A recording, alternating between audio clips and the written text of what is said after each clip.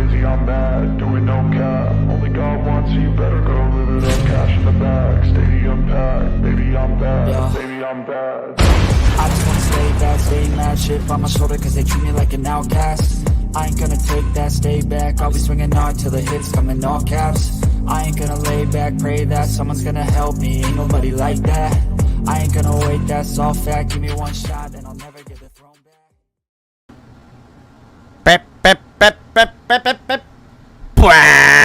What is happening to you guys? And welcome to another episode of the Fins Tailgate. I am your host, El Capitan.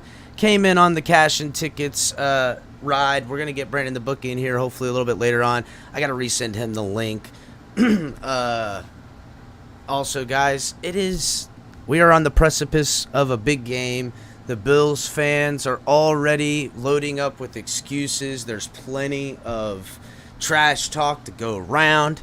The injury report has come out. There is significant, losses for the Bills on their defensive side of the ball. We're gonna talk about it. We're gonna go into it. We're gonna probably open up a panel at some point, let everybody get in on the madness. And it's time for some good old-fashioned trash talking all the way to it. Buffalo fans are already starting to backpedal a little bit with how they are accepting a potential loss. We're already in their heads. I'm planning on an argument for Monday about arguing against them in their excuses of injury and, all these short week. We're going to hear it all. The excuses are going to just flow in. It's going to be great. Ali's in the back. He'll be hopping up here in just a minute. And Color, I'm sure he'll be back and stuff like that. But we're going to just unload. It's going to be fun. We're going to, do the whole thing. So hit the like button. Subscribe if you're new. If you're watching on Facebook, Twitch, and Twitter, get in on the comments and come over here to YouTube and subscribe. Check out all the great content. Let me get out this real quick. Boom. Check out all the great content we have here on the network. Got to get the other thing put up on there. But Tonk 7 on Tuesdays. You guys can catch color commentary on Thursdays. And also Saturday morning, coffee and a cup of color. And then you guys got Ali Saturday nights doing the late night exhale, coming with the boom.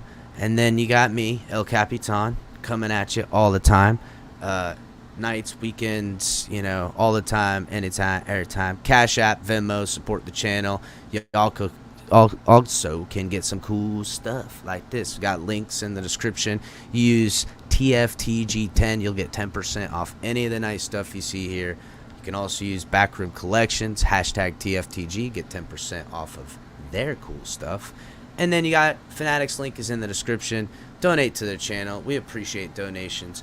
We are trying to grow. We are trying to do things. We are growing. We surpassed 3,000. We're creeping up on 3,300. Creeping up on 5,000. Creeping up in your backyard late at night. No flashlight. Watching you from the window. Here we come. Miami Dolphins. Finna take the Bills' house next time, too. We finna keep our house. I don't think really, honestly, guys, I don't think people are prepared for how loud the stadium is going to be. I wish I was going, man. I really do.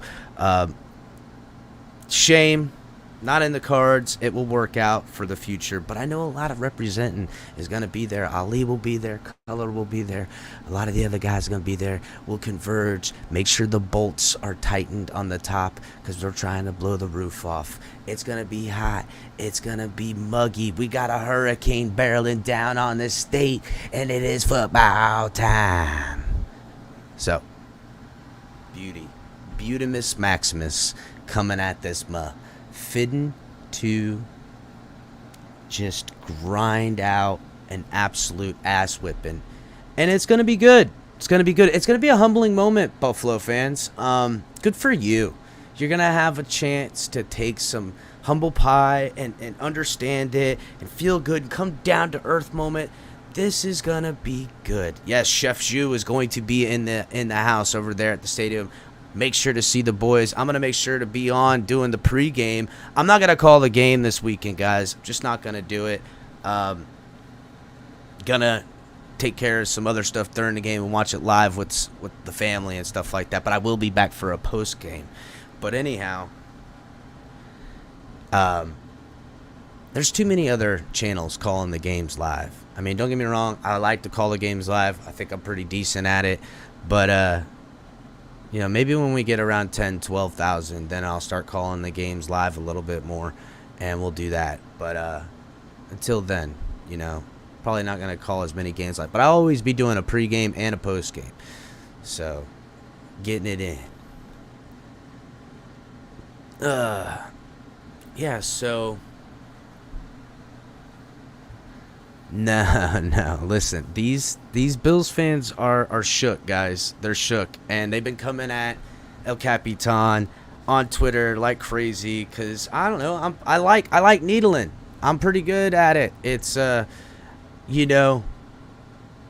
me, this Dolphins fan base is so ready to not just unify, but I don't think anyone's ready for what's going to happen once this Dolphins fan base secures this victory on Sunday. It is going to be an onslaught on social media that it's going to be a tidal wave. We're going to be the most insufferable fan base of all time, and it'll be a long time coming. Be a long time coming, NFL. Y'all forget. There's a reason why. And D1 makes this point. Great point by D1. Shout out to the homie. He says, remember, when you ask other fan bases, especially in the division, the Bills, their rival is us. The Patriots were their rival. Jets, same thing. They all hate us the most. And you know what it is. Hate us because they ain't us. And that's okay. And it's kind of like north-south type of thing. We get that a lot. And people think, oh, they're just Miami. No respect. We're all about party. Dude, this is where football is born, bred, and secured. From Orlando down, we are football. There is no NFL without us. We've been disrespected for far too long. And we've always fought back. Even when we had no business being competitive or winning football games, just poor run organizations, terrible coaches. Oh my God. Terrible organizations, fucking terrible management and ownership and just all this stuff. Chris Greer has steadied the ship, managing the team from bad coaching hires and going through his lickings, and also an owner that's a little bit more than he should be. So got his fingers in it. He's kind of stepped back and stuff like that. The hires were made. The roster is built. It's so freaking deep of a roster that, we got so many damn wide receivers on this team right now. We're running into problems as far as who's playing and what we finna be doing. Like, I got Ikuzama, and shout out to Big John. Color, if you could, man, send a link to Big John, buddy. He made a great point. He's like, we got a dude sitting on our bench that's amazing. And out of sight, out of mind in some ways. But, guys, this football team is well put together. The biggest question we had coming into this year, the hardest thing to defend against fan bases, the one thing that Dolphins fans fought about was whether or not Tua was going to be able to prove himself adequate enough to be effective as an NFL quarterback. Whether it was anything at all, injury, any of these other situations, coaching, mental. And I think him, admittedly, and has for a while, and Mike McDaniel, as far as the organization alone, converged on a way to fix that and remedy that part between the ears that was having the struggle. And the growth is apparent. It is seen. He's number one in the NFL right now. There's a stat me and the boys are trying to confirm, but Tua is literally 241 yards away from 1,000 yards. I think it's 241 or 261. 261 yards away from 1,000. If he throws for that, I think if he throws it he could probably break the record. I know it's probably the record for 1,000 yards in a season by a Dolphins quarterback. I don't remember that kind of shit happening around here. That's probably a for certain record. But as far as an NFL record, I don't know. But it's got to be some kind of record if he does it in the first or second quarter or something. If he does it by halftime by something, you know what I'm saying? Either way, doesn't matter. He's operating this system, and the Bills fans are scared. They're banged up. They're not feeling confident. They're logic of reasoning on why that the Dolphins will fail has no merit at all, because we've done a good job up in 3 quarters with the defense putting work on them and doing what we could with no offense, no offensive game planning, and a frictional locker room, to say the least, between players and coaches that didn't bear fruit as well.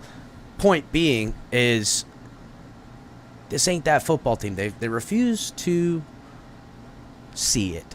They don't want to see it, and you're pointing out blatant fear. You're just not. No, I'm not gonna look at what is now.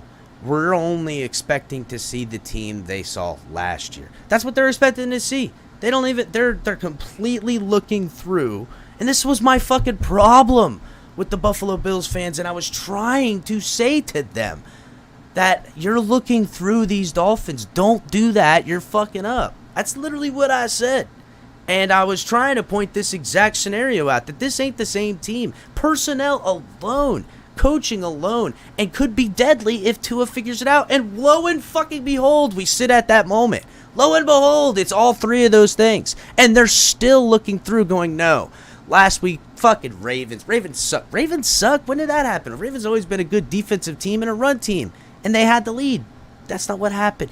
Game plan, talent, and fucking Tua stepping up. It all happened and converged on one point. They refuse to see any growth, any change. No new coaches, no new players, no new nothing.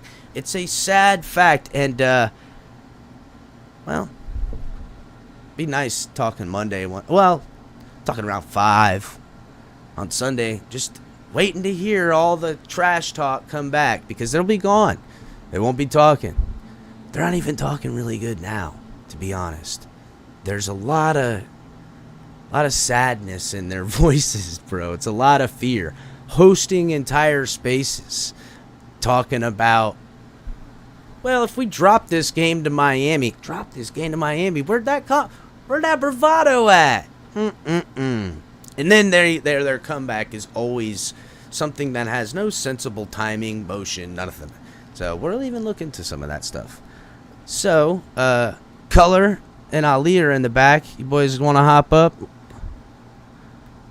What's going on, Ali? Bills Hunter. Yo, what's up, dude? So a couple things. You said that the Buffalo Bills need to get a piece of humble pie. I also think they need a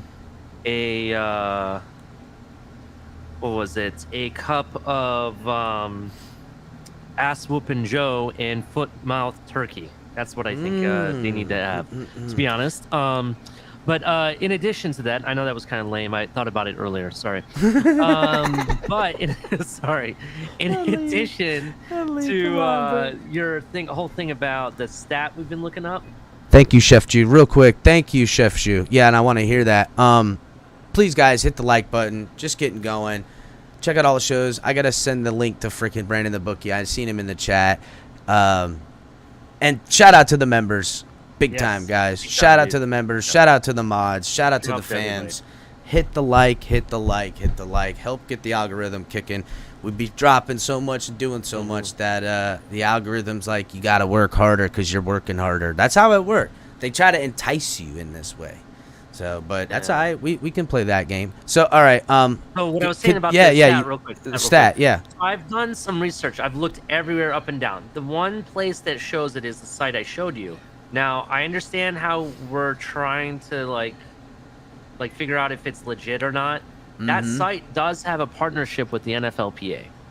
They do, but they're not giving the statistic that I need. You know what I'm saying? They're like giving it like in that year or for that quarterback. You know what I'm saying? So, and they're just missing too many. There's too many holes in finding that answer on that site. Now, maybe that answer is on that site, but I can't find it. You know what I'm saying? I can't confirm it. Yeah, like there's no way. Because what I did is I took the whole list, because you can have it ranked by whoever had the fewest amount of games or whatever to 1,000. Like I was saying there, and that's how I figured out who the fastest was. And the fastest, according to that, was Jay Cutler in 5 games. 5 games. It took him 5 games to get there. What's happening, Canes? Yeah, let me get this sent to Brandon the bookie. Jay Cutler was also the fastest to 3,000 yards, surprisingly. Really? See, Yeah. that's why this site to me is making me feel a kind of way. Like, I'm just wondering what is going on. Like, you're telling me Mahomes wasn't the fastest to 3,000? Mahomes was the fastest to 10,000. That I know that, but is that on that site too? Let's look that up. Like, I didn't see Mahomes or Brady's name on any of these things. Is my problem. There's no Brady, no Mahomes, and no Aaron Rodgers. And when I don't see those three names, I question. Especially when I'm seeing people from like 1993, 82, 53, 1953. This guy did it in 12 games. Why is that even up there? That ain't the fastest to shit in 12 games. You know what I'm saying? Like, this doesn't make sense to me. Yeah, I see what you're saying. Fastest.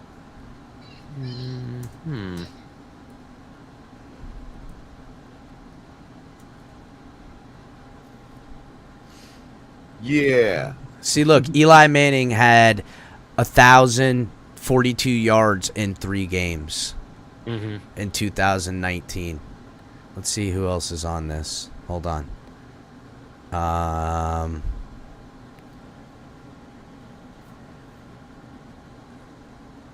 So when he went into week 4 with 1,000, and I mean, bro, Mike Glennon did it for Jacksonville in 5 years. Or 5 games, I mean.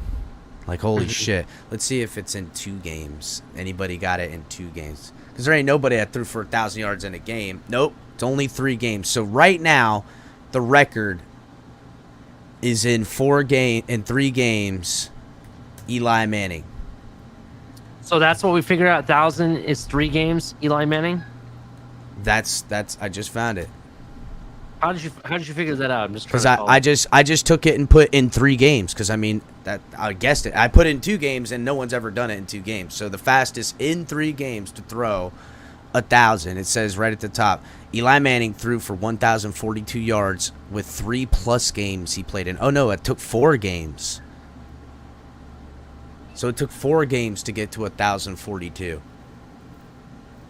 So, yeah, maybe Tua, if he throws for over 261 yards, he'll have done it. Well, let me make sure. I'll tell you exactly how much he's got to throw for. Right now, he has 739 yards. It would take 261 more yards to hit 1,000, and he will be the fastest person to ever do it. Well, yeah, so did... I see that where Kurt Warner hit it. It's just showing... Like, there's actually a couple of quarterbacks that hit it in... where the hell did it go?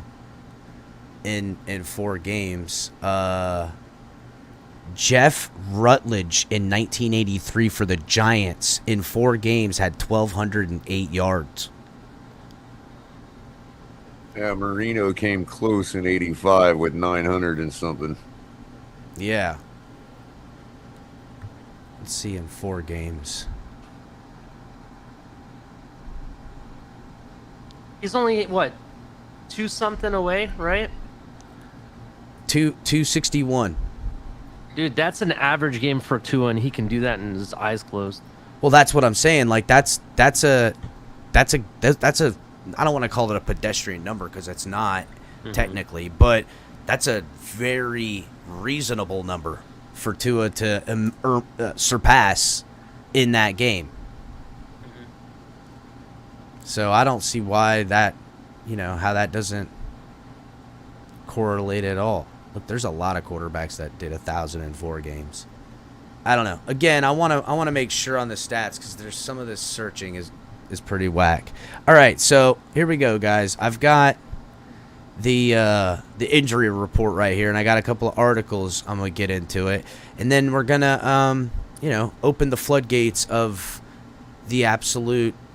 Well, you know what's gonna happen on Sunday. The Bills are already letting you know what's gonna happen. They see it coming, so they don't feel so confident anymore. The Bills have they've got Micah Hyde. Safety, he's out. The guy who took a nasty hit on Dane Jackson, he's out, but I hear he's doing a lot better though too. They've got Ed Oliver. He's out with an ankle. Jordan Phillips is out. I mean, that's 2 defensive tackles. And then for questionable players is Gabe Davis, Dawson Knox. Their center is questionable, who's been limited all week. Mitch Morse. Jordan Poyer is limited. He's been limited all week. Or he didn't practice. I'm hearing from my Buffalo friends that Jordan Poyer is more of like a game time decision because it's like it depends on the day or something. Yeah, it's a foot injury. You can wake up and be stiff, and what you don't want to play is with a foot injury because you could really hurt everything else trying to go on. If it was something in your arms, you could take it, but being something in your foot or legs, you can get injured. And then their other defensive tackle, Tim Settle, is questionable that day. So their whole defensive front, outside, they still got AJ Epinesa and Von Miller that are formidable, but it's not the Jordan Phillips, Ed Oliver defensive front, which could really, open up some holes in the middle, maybe even push the guys from the edge into the middle to get help from the guard and center on some action. I mean, look, it's already now. If the Dolphins, who are down a corner and will be playing a rookie, undrafted rookie out there, that's not allowed to be contextualized. But that's not, they're much healthier. But there is some real questions about Teron Armstead, but he's been limited and didn't practice, and I think we're going to see this a lot with Teron Armstead all year. Just not practicing a lot, limited a lot. Yeah, they're going to do the same thing that J.C. Sherrill did. The guy played every Sunday, but he didn't practice hardly ever. So that's basically what it's going to come down to. Brady had 1,300 in the first 3 games. Thank you. Did you find that out for certain? Because I'm telling you, this site, it's giving you some facts, but it just feels like there's a lot missing here, and that would make sense to me. That's what I was saying. I'm like, dude, there's no way. Now, how many to 1,000 in 3 games, the fast, in as many quarters faster? I don't know. But Tom Brady throwing for 1,300 in 3 games, that makes sense. So, yeah, 2011 was pretty good. Thank you. Appreciate it, dog.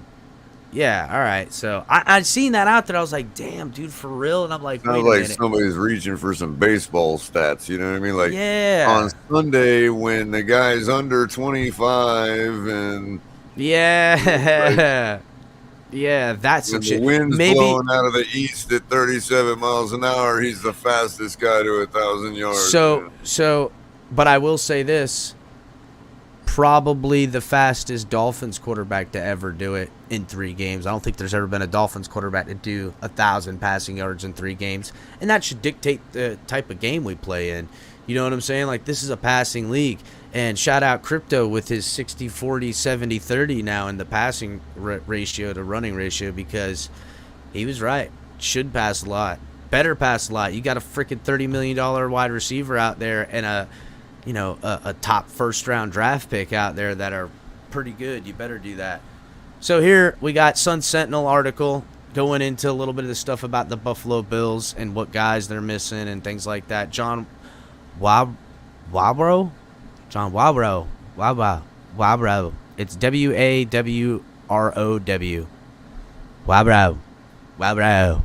John Wabro. I'm John Wabro. Anyhow, Orchard Park, New York, the Buffalo Bills will be missing 4 defensive regulars and potentially more for their AFC showdown at the Miami Dolphins on Sunday. Safety Micah Hyde, cornerback Dane Jackson, tackle Ed Oliver, all starters, and backup tackle Jordan Phillips were ruled out from playing Friday. In the meantime, safety Jordan Poyer and tackle Tim Settle are among 5 players listed as questionable after practicing on a limited basis. The Bills 2-0 will most certainly be thin in their secondary, even if Poyer is available. Rookie cornerbacks Christian Benford and Khair Elam are now in line to start against Tagovailoa-led Dolphins offense, which leads the NFL through 2 games with 703 passing yards. Benford and Elam opened the season sharing snaps at cornerback spot opposite Jackson. Jackson, who opened the season starting in place for Tre'Davious White, who has been out in the first 4 weeks with a left knee, did not practice this week. The third-year player was briefly hospitalized on Monday when his neck snapped back and being hit by his teammate in their 41-7 win over the shitty Tennessee team. Miami is 2-0, coming off a 42-38 win over Baltimore, in which Tagovailoa threw a career best with 469 yards and 6 touchdowns, rallying the Dolphins from a 21-point fourth-quarter deficit. Hyde is out after hurting his neck. Phillips is out after hurting his hamstring against Tennessee. Hyde and Poyer represent one of the NFL's top safety tandems since arriving in Buffalo together in 2017. Poyer has an interception in each of Buffalo's first 2 games this season, while the two led the team with 5 interceptions last year, and both will not be there. Phillips started against the Titans in place of Oliver, who will miss his second straight game after twisting his ankle in the season opener 31-10 win over the Rams. Also listed as questionable is Gabe Davis, Dawson Knox, Mitch Morris, and Davis is expected to play, he said on Thursday. So, yeah, I expected to see Gabe Davis, and I would venture to say you might see Dawson Knox, probably their center. But, I mean, listen, they're missing key pieces. That's a fact. That is a fact. I know Brandon the Bookie had some thoughts about it, and I got Brandon the Bookie coming in right now, but he had some thoughts on the game. I wonder if his opinions have changed because of the injury report, which is always why Friday's a better day to really kind of lock in some of these bets versus to, yada, yada, yada. Trying to do it earlier in the week. Brandon the Bookie, what is happening? What up? Man, it's going going to be a on, good weekend. We got some great football this weekend. I could feel it. Yep, I could feel it, bro. We got a lot of good games going on this week, as you already know, man. And I don't give a damn. I know a lot of people are looking, obviously, at the Tampa-Green Bay, but this Miami-Buffalo game is going to be huge. Not because it's going to be an entertaining game, I believe, to watch for the masses. It's got a lot of implications for our division, and I can't wait. I can't wait till Sunday, man. HB, I'm ready to lay down and just close my eyes and wake up and be football Sunday.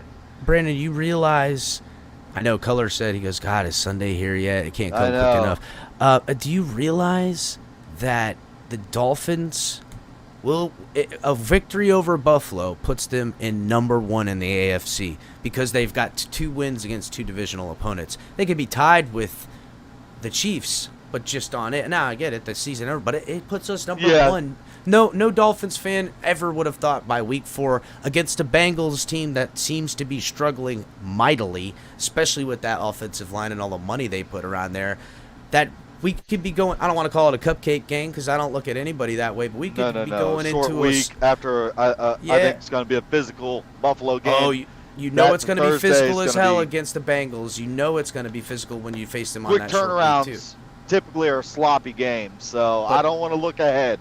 No, definitely not. But my point is that a victory this weekend puts us in a situation I don't think anyone. I mean, we could have all bragged up, but I mean, analytically and especially with what you go on, that is not a bet you would have anyone should or would have made, shouldn't have made. You know what I'm saying? Like this is it's exciting. Absolutely. Well, I got only a couple Saturday games to go on, but I got a heavy Sunday slate for everybody. Oh yeah, well it's week 3 now, bro. Now we can really start getting into the nitty gritty. Well, you start seeing it. You get more information, more data to look at. You know, you get more of a gut feeling on certain things, and as everybody knows, and it happens every year, everything you thought you knew going into the season about certain teams, certain players, certain coaches, it's all for nothing because the NFL has a way of always keeping it interesting. So, but let me get through our Saturday slate real quick. Yeah, let's hear it. Yeah, like I said, I've got my Bet US for me. I've got my Bet US up, so I want to hear it. Okay, well, I'm going to go with the UF Tennessee game. That's going to be your 3:30 kick on the East Coast. Tennessee sucks. Tennessee historically has sucked, and Florida has owned them for going on almost 2 decades. It's a shame. now. Tennessee used to be a respectable ass freaking team. the 90s, bro. the 90s, everything was decided between that game right there. I'm telling you, bro. They were respectable back when what was it? Manning that was there and shit. After Manning, it went Bill down. Palmer.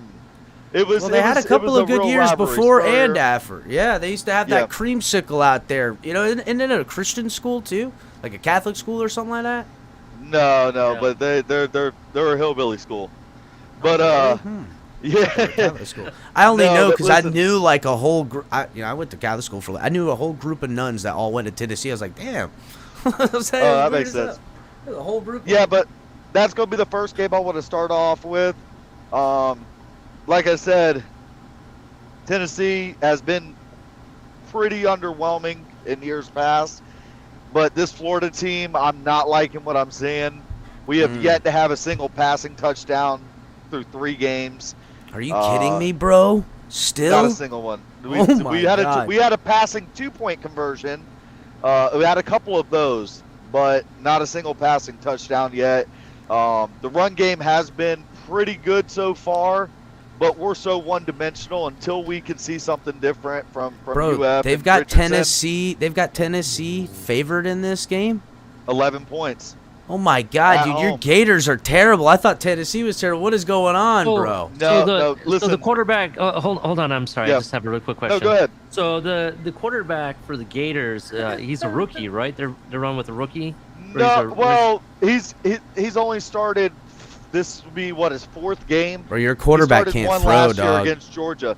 No, I heard there was a lot of hype. hype. I heard there was a lot of hype behind him, and I guess he's like overrated now. That's basically no. He's supremely talented. He's just he needs some polish. Okay. He's very raw right now. I mean, he's 6'3", runs a 4.4, cannon arm. I mean, that's what you put together in a lab is what you look at the physical specimen of him, but he hasn't put it together. Because playing quarterback, as you know, comes in all different shapes and sizes, and he hasn't put it together yet. And because of that, being one-dimensional, as much as it kills me, Tennessee is going to have Rocky Top just going crazy. Their fans are going to be into it.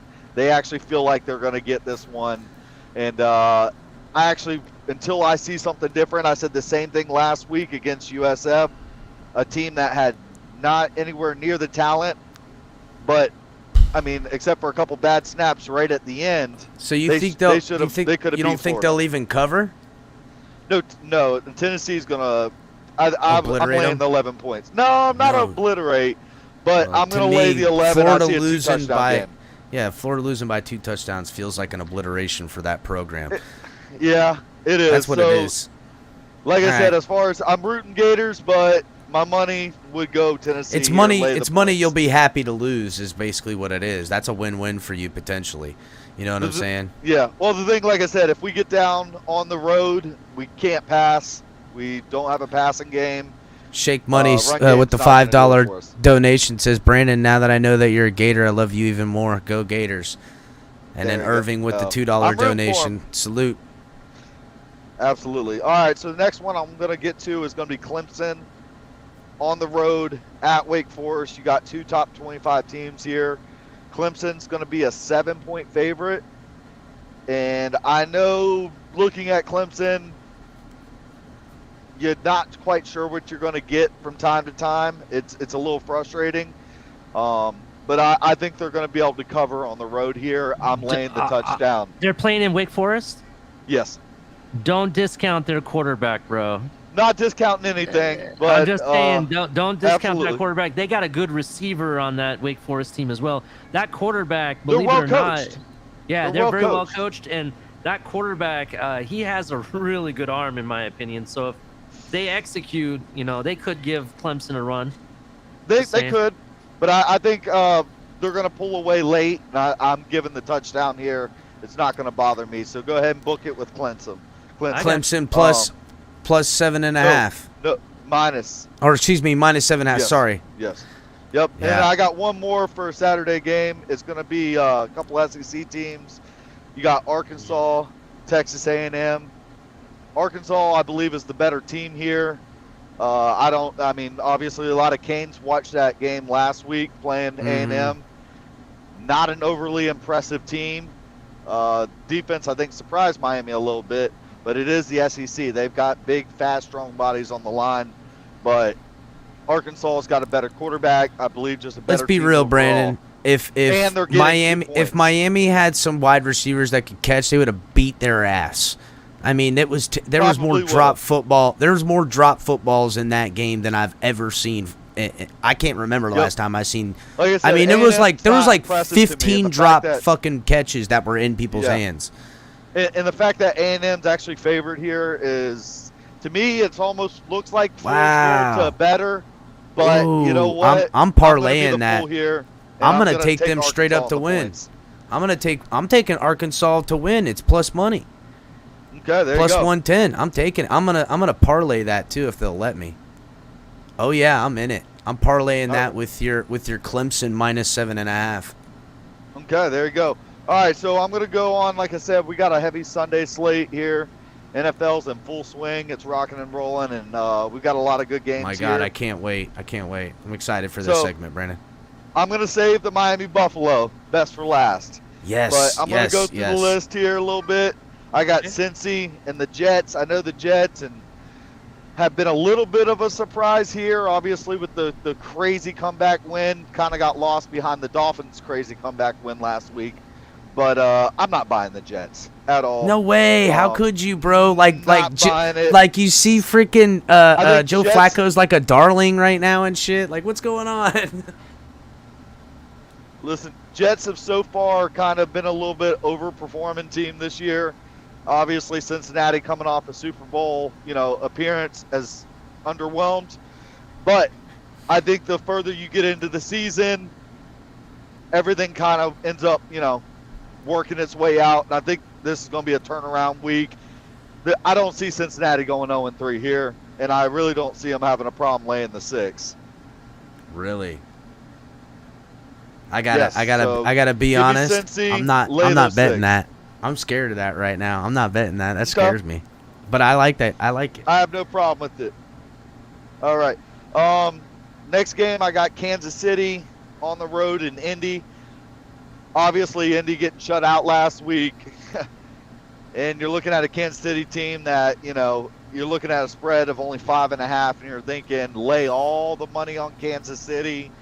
They've all struggled historically in Indy, but this ain't the same team. I mean, Indy can't keep the same quarterback year to year. They've been switching them out every damn year, so you can't really go off of that. I have no problem. Lay the 5.5, and this is actually my lock of the week. I don't have an issue with that at all. Kansas City's going to run away with it, and laying 5.5 to me feels like stealing free money. I've got that at even money right now. It's at 6.5 though, but you think they're gonna get more than 5.5 anyhow? Yep, Yeah. 6.5 doesn't bother me either. I would actually, if anything under about 8 is when you would start to hesitate a little. I'm getting even money on that. I'm taking that. I agree with you. All right, there we go. I do All right, so think next that game- matchup wise though, like because Kansas City's defense is good, but their run defense is, well, I don't know. I don't really know where the run defense sits, but like if Indianapolis could do what it needs to do and run the freaking football the way they do, Well, they're struggling. it should They're help. Struggling all They're around right now. struggling, bro. They look terrible. They're struggling, and until they prove something, I can't really roll with it. And I trust Kansas City. I trust the better quarterback. I trust the better coach here. Yep. All around. So, like I said, lay the points there, no problem. Next game I got is going to be a couple teams searching for a win here. And honestly, if you looked into week 3, you wouldn't think this would be either team searching for their first win here, but Vegas, Tennessee, it's crazy. It's NFL. It's madness every week. But from top to bottom, man, I in my heart believe the Raiders are just a better team, top to bottom, better roster, I think. And you only have to lay 2 points here. So I'm laying those points, and I'm not having an issue with that at all either. So you How think do the you feel about Raiders? that? Think the Raiders are gonna roll them? I'm not going to say roll them, but they're going It's to only cover a the point. two. It's only a point. I definitely don't Down to a see how point that now, game it's is that. moved? It's at 1 point for negative 125 on it. I don't see how the Raiders don't win this game, honestly.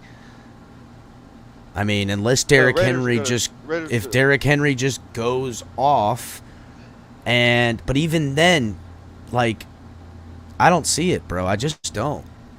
I mean, all Derek Carr needs is one thing to work on his offense, right? One of those weapons to go off. They need to have Derrick Henry go off, or they're screwed because their defense can't stop nobody. You're going with the better quarterback, better receiving core.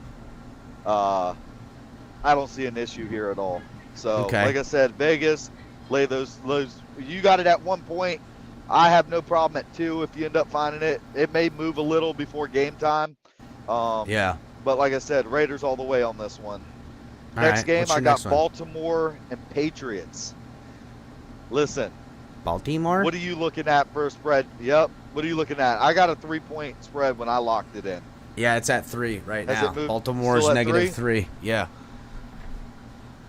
Listen. Yeah. Baltimore's going to smoke them. Oh, I think so too. Baltimore's going to smoke them. Smoke them. Right. I don't see. Listen, 3 points. I'm struggling with You're that. right. You're right, bro. Baltimore is going to listen. smoke them. They got embarrassed last week with the way that everybody's like, national-wise, very surprised. You're going to let a rookie head coach, a quarterback that the national media and the rest of the country views as not a premier quarterback, everything at home, they got embarrassed, honestly. Right or wrong, it doesn't matter. That's the way the perception is. Buffalo's going to come back and just smoke them.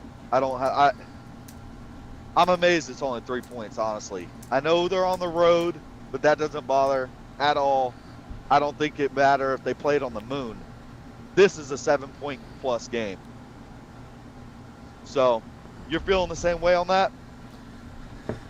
Yeah, I don't see any way that if Lamar does anything. I mean, look, Lamar looks like a much better passer quarterback. We saw it up close. Their defense is suspect, but that is them doing what Lamar can do on offense. Really pick them apart there. That's what I'm saying. And not only, even if Mac Jones gets his pound of flesh per se, that's not really their game plan. Their game plan is hold on, I gotta put the Leon mute. They're not going to be able to score and keep up. Well, yeah, they they want to commit to the run. They want to do what they do on defense, and I don't know. It's going to be a close game, but New England I don't wants see a how 17-14 game. I don't If see this how game they don't gets beat over- them by 4 points. By a Listen, touchdown. You know what I'm saying? Well, listen, absolutely. Listen, Buffalo gets to 28. I don't see how New England could ever even keep up to that. Yeah, So- exactly. Like I It's the said, same Baltimore situation. all the way on this one. Yep. Next game's going to be Jacksonville flying out to L.A. playing the Chargers. I kind of struggle with this, man. I don't have a strong feel on this. I've got a lean. And obviously I'm going with the better roster here, thinking that, 3 points is not a problem. Are you seeing it still at 3? Or has Yeah, the it's line still moved on negative that? 3 right now. It's still negative Yep. 3, but they're not taking any straight up bets on it though. They got nothing Not on taking that. money lines? No, and there's a couple of them that are pick'ems and not straight up bets too. They're only giving you points and stuff because there's some hard games to dissect. Like the Packers and Tampa, they don't have that. Jacksonville and played a great game last week. They really did. did. But they did. I think that obviously they did. Listen, a shutout is hard to get in the NFL. It really is. I don't care who you're playing. It's very hard to shut out another professional team. They did it. That's great. But I believe they played a little above where, the team that they are. And obviously, like I said, the Colts last week having a tough start to this season, obviously. But Chargers, man, that defense, I think they're really gonna give Sunshine some problems. And I think they're gonna win this one on the back of the defense. So I'm leaning Chargers here. I'll tell you what I also like. If it gets down to 2.5, and you only have to give up the 2.5, place that bet. Don't hesitate. I like it better at that. I could see it moving. Yeah. But the over's at 42.5. I could see that game going on that over too. I like the under. Really? You think it's going to be under, huh? You don't think Yep. they're going to score like, 27, 28 points each or something like that? No, Something like that? honestly, I think this is more like a 21-13 game. Yep. All right. What else you got? Next 'Cause I game, got a couple next- of questions. Okay. Next one I'm going to go to is Atlanta. Going another East Coast team. Got to fly out on the West Coast, which is typically a little tough. Atlanta, Seattle, man. This is ugly game. I'm not gonna lie. I'm not gonna. I got watch it at a pick'em right now. It's pick'em for me. It's been between a point and pick'em basically all week, and that's where. Listen, at a point, you might as well just play the money line if you're, either way, it's a pick'em. And pick which one you want. Yeah. This is another lean for me. This is not a strong play, but give me Atlanta in this. Really, I was thinking Atlanta too. Yep, give me Atlanta, and it's a lean. It's not a strong play. Robert, who's going with a backup quarterback? What are you talking about, Robert? Go ahead. Continue. Oh, anyways. Yep. So next game I got, like I said, this is going to be a lot of eyeballs on. You've got Rodgers coming down to Florida playing Brady. Mhm. We already know we've got lots of injuries. Tampa, suspension, Mike Evans. It's going to be interesting, though. You got Both two quarterbacks not legendary- playing. Both quarterbacks Yeah. not playing up to snuff right now. The young kids all over the league playing well. They're The old feeling guys aren't. Well, the old guys are just having a hard time. Listen, Rodgers doesn't do a lot of preseason. Brady doesn't either. Brady's taking Wednesdays off all year. Yeah. They're not gelling right now. These are quarterbacks. These are true vets that as the season goes on, I don't see it being an issue. But course right not. now, man, You know what? I like Green Bay. And I like the Green Bay points. too. I like Green Bay too, and they're getting a I've been point. getting it at 2. I had him at 2.5, so it's been moving. Money's been coming in. I'm gonna take that and parlay that with the Ravens game because I think Green Bay takes that game too. I think the running game edges them out. Do you guys still take Green Bay, even though on the injury report all their starting receivers were out today, out of practice due to injury and illness? You know what? I don't even care about that. They've been running the ball, and I think Yeah. that's gonna hurt gonna hurt both Tampa these more. squads, both of these squads are not at full strength. We know that going into it. That's true, and Evans is missing So, the game, I believe, yes, right, for suspension. Yes, Yeah. yes, suspension. So, like I said, but you've got quarterbacks that you can trust are going to figure out enough. What's the over/under set at right now in that game? I've got it only at 42, and people are taking the over. Yeah, I like the over. I like the over on that too. I'm like parlaying those two bets. I have a bet that I kind of like. I'm gonna side bet it real quick. I like Chicago versus the Texans. I like the Texans winning that football game. I stayed away from that game. I couldn't even get a lean on that. I'm taking the Texans to win that game. The over under's set at freaking 39. But that makes sense because Chicago can't score any points. Yep. And that's not going to be, like I said, a very high watchable, enjoyable game to watch. So no, it's not. I can't. I'm gonna get into some of the player props and later tonight or tomorrow or something. Okay. That's what I like to play. A lot of the props. I've got 3 games left here. I got Rams, Cardinals. Okay. Cardinals with the crazy walk-off last week. Did they deserve to win the game? Maybe, yes, no, who knows. But they're getting 3.5 points here at home. Give it to me. Give me Cardinals. Give me Cardinals. And honestly, Really? if you're gonna play this as a first half play, Lee, I would play it Rams. But Cardinals seem to, for some reason, get it going a little late in the game. I'm Get gonna it look at clicking, that first get the half momentum play. at half, and You can get they're Cardinals getting 3.5. 1+. You can get Cardinals money line first half 145. plus 145. Mm-hmm. Nah, I like Rams first half if you're gonna play it that way.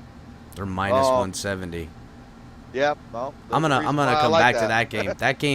That game's gonna be pretty good. I'm gonna have to get back to that. That's gonna be a game you got some good prop bets on. Yep.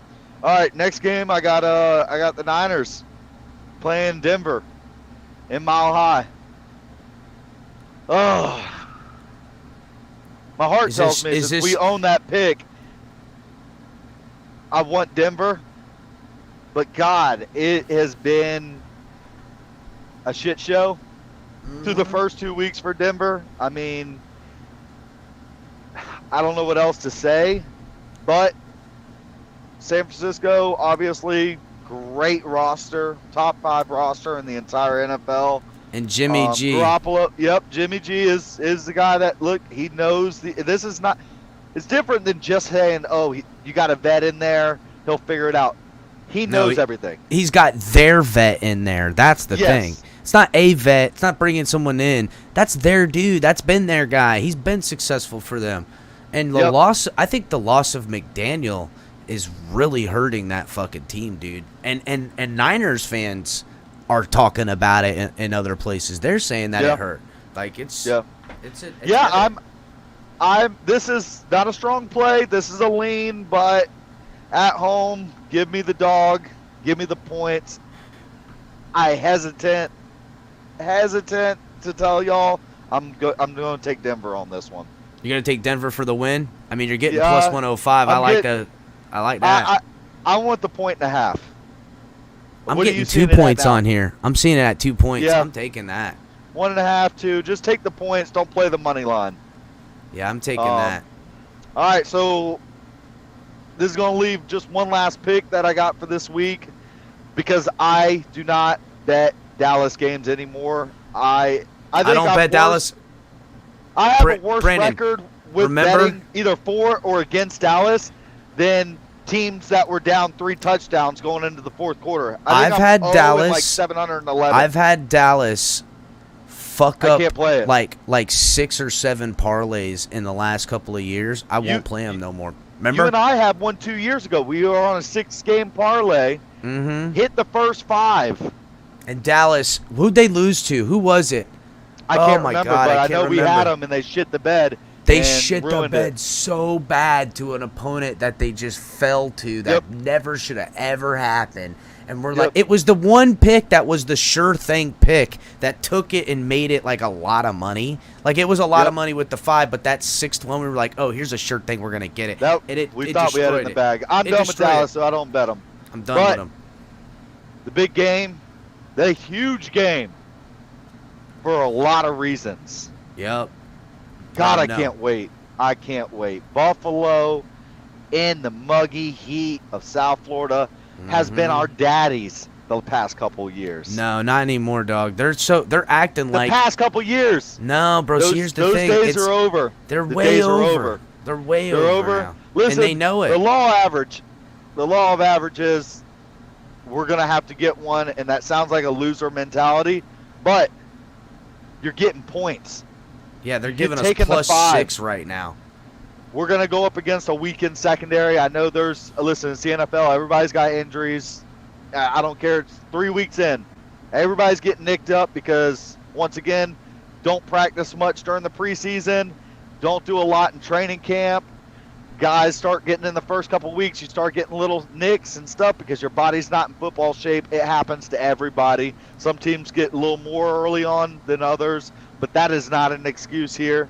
They're still going to have Allen. They still got Diggs.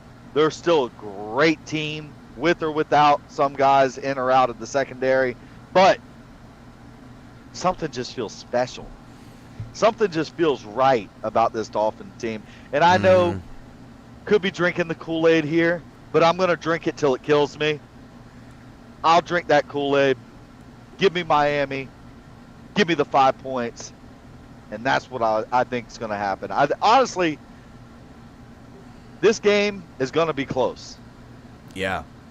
This game will be close. Now, do you going to trust rookie head coach, young quarterback still trying to prove, or potential MVP? I know that a lot of guys may go the other way. But at home, man, the fans are going to be in this 100%. I like Miami. Coming on a short week. They're banged up. You're getting 6 points. That's coming off that Monday. And listen, they haven't had a single. This is their first Sunday game. Both teams this year are 2-0 against the spread. Not just 2-0 straight up. 2-0 against the spread. Both of them. Something's got to give here. And 5 points is a lot of points for two teams. Really, division. I'm getting it at rivals. 6 points, and it's odd that you would get that many points. It's been between 5, 5.5, 6 basically. I've got it week. locked in here at 6, and the over/under's at 53. 53. So listen to this. I'm putting together a 3-game parlay, Brandon. I'm putting it with the Broncos +2, the Dolphins +6, and the Lions +6. I'm taking that. 'Cause the Lions are playing the Vikings. Divisional game. Yep. The Lions can score points. They are in the Vikings' house, but they're on the road. They're on the road. But I think, I don't know if they win, but I don't think they lose by much. I mean, I'm getting some pretty good odds on this. That's locked in there. It's done. That'll be a nice ticket if I can cash that. I like what you got going. Replace that Detroit. It's 5 to get 30. Listen, replace that with my lock of Kansas City laying the 5.5, and you got a cash and ticket right there. All right, hold on. I'm gonna redo it because I already locked that one in because I like that Lions pick. That also plays to change it and put double on the next one, and you'll thank me. Okay, yeah. All right. Okay, so I got the Dolphins. What was the other ones? The Ravens. I got the Dolphins. Yep. Take the Ravens. Dolphins, the Ravens, and Kansas City laying the points. Dolphins, the Ravens, and the Chiefs laying the points. Let's see laying what the kind points of. on that one there. See what I can get. Should be getting about 10-1. I'll tell you what, it's giving me better odds than the other one, and I'm gonna the last one I bet what is 5. It? This Plus one. What? Hold on, it doesn't. Let's see, where is it? It doesn't give it down and condensed. It's just I'm getting $10 is getting me $63 back. Okay, so 6, basically plus 630, 6-1. Wish you would get a little better on it, but it doesn't matter. You're cashing it either way. That one makes up if the Lions fuck me out of the other one. That's what that does. That's what happens there. And if I hit the Lions one and that one, then I have literally doubled my intake since starting this year. So. Yep. All right. Well, hey, those are my picks for the week. Like I said, we got a heavy slate for Sunday. Everybody, get your picks in. If you have any questions, please write, comment. I'm gonna hop out. I am gonna if you guys continue got to listen anything for a minute. I'll write in the comments if you've got anything. I'm gonna get back to looking at a few more things. Maybe I can pick some Monday night game. Maybe I can pick some player props also. I'm trying to put stuff together. Oh, word up. Yeah, man. If you see any player props that I need to take a look at, let me know. Because I've been playing on house money. I started this account. They gave an offer and stuff like that when I did it. Put like $100, got me to 150. Played with it all year last year. Came back, started with like 135 this year. And I'm still sitting with some money. So I haven't put $1 in this bitch in 2 years. If you guys don't bet money you ain't got, there's free money they'll give you at times and a couple of bucks when you put it in there. I suggest you do that and just place $5 bets, $8 bets, stuff like that. Stretch it out, do stuff like that. It's your money. Do what you can and spend what you can. We're not professionals. These are recommendations. We are keeping a ledger. Brandon the Bookie will have this and be able to tell you guys where went he 5-3 sits. the first week. Yep. Last week I was 5-4 going into Monday night. I laid 2 goose eggs there. I apologize for that. Ended up putting us at a slight losing week at 5-6, but we're still at 10-9 plus money for the year so far. So let's keep it going. Greg, just type to him into the comment section whatever player prop questions you got, and he'll answer to you. So any questions you guys absolutely. got? I'm gonna hop into the back real quick. You guys continue on. I'm gonna continue listen, and fins up, baby. All right, yeah, man, big game. So, all right, we're at the hour mark. Hit the like button, everybody. Subscribe if you're new. Facebook, Twitch, and Twitter. Come over here. Subscribe on YouTube. We're getting close to 3,300. And we appreciate everyone who does subscribe. Get in on the comment section. Check out all the good stuff. Tonk 7 on Tuesdays. You got color commentary on Thursdays and Saturday mornings. You'll be able to catch color tomorrow morning. Tomorrow night, you'll get Ali with his late night exhale. Going to do a little bit of fantasy, I'm sure. All that other stuff. You guys can expect Brandon the Bookie on Fridays with cash and tickets. And you guys can also get El Capitan every other day and night in the week. Sometimes, all the time, every time. Cash App, Venmo. Support the channel. Fanatics link is in the description. Also, link to the gear is in the descriptions. And there's, other gear. You guys can get 10% off using TFTG 10 on the secondary site. And then Backroom Collections, link is in the description. Use hashtag TFTG and you'll get 10% off of your purchases. So, the next article I had, guys, before Brandon the Bookie had to hop in here, was about some of the Dolphins injuries and some of the Dolphins that aren't going to be able to make it to the game. Where did it go? Hold on, I'll have to bring it back up. It closed out. What'd you think, Ali? You learned some stuff? Learned some things? No, Ali, you still there? Let's see. Boom.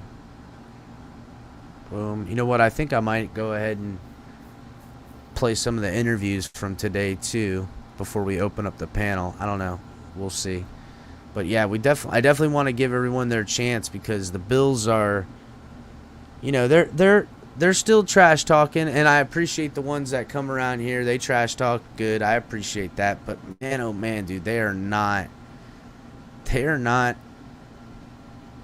as much bravado as they had. They're definitely shook, and they should be. I mean, let's be real. This is not the Dolphins team they expected to see, and because of that, it's not the Dolphins team they're acting like they're gonna see. They're acting delusional at this point. They're literally acting as if the Dolphins team that they are going to face was last year's Dolphins team. You like my hair a touch longer? Oh, yeah. You know what? I get it cut short because then it grows in. You're right. It does need to just be a little bit longer. I agree with you, Carla. It is a new barber. I just moved, so have to work it out with him next time. But you're right. It is shorter than I typically have, but she'll grow in. That's the good news about hair. Let's see here. Get this Badman Majama up. Let me find this. I think it was in the Miami Herald. Try to get this article up here about the Dolphins, guys.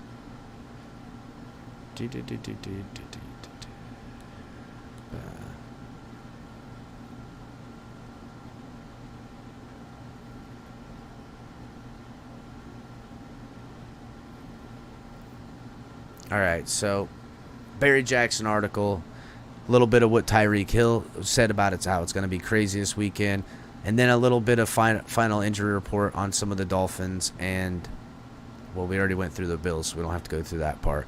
The Dolphins, again, will enter a week unsure if their top offensive lineman will be available. Left tackle Teron Armstead with a toe injury didn't practice all week and was questionable for Sunday's game against Buffalo. Coach Mike McDaniel said in his interview that he isn't sure if he will play, adding that it is up in the air, quoted. Armstead has received treatment all week for this injury. Cornerback Xavier Howard has a groin that he's been nursing. Defensive tackle Raekwon Davis has a knee that he's been dealing with. And Cedric Wilson Jr., has had stuff he's been dealing with. They were all limited in Friday, but, still got some action. They are questionable, but Howard says he feels fine, and, Raekwon Davis is expected to play. I don't know. It's a little bit more dicey with Cedric Wilson, but not too worried about that because what's going to happen? Ikuzama gets called up. Let's be real. Wilson, rib and toes, that's his injury right now. He had a red non-contact jersey on Friday and said Friday he believes he will play on Sunday, noting the rib pain is not that bad, but also adding, I didn't want it to linger. We are going to play the game, and out is Hunter Long and Sethan Carter. Sethan Carter's still in concussion protocol, and Hunter Long has an ankle injury. Little bit about what Tyreek Hill had to say, or his view. The Dolphins have lost 7 in a row to Buffalo, and that was PTH, pre-Tyreek Hill. Hill, as a member of the Chiefs, won 3 of 5 games against Buffalo, including 2 playoff games. The Bills know them well. They know them because it was the dagger in their hearts, because it fits the narrative of what the Bills are. Sorry, Bills. His message to his Dolphins teammates. Sorry, not sorry. His message to his Dolphin teammates this week is, I don't say they fear the Bills, Hill says. Probably a little bit more respect. For me, my message to them is it's just another football game. Do what you've been doing our whole life. And let's be fast. You'll see this offense is electric, and one thing NFL defenses fear is speed.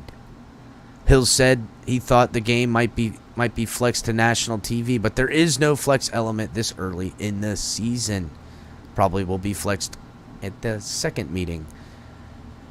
It's going to be a crazy game. 2 teams, 2-0. Division game, he said. It's going to be a crazy one. Atmosphere is going to be crazy. Attitude, energy all over the field. The best is supposed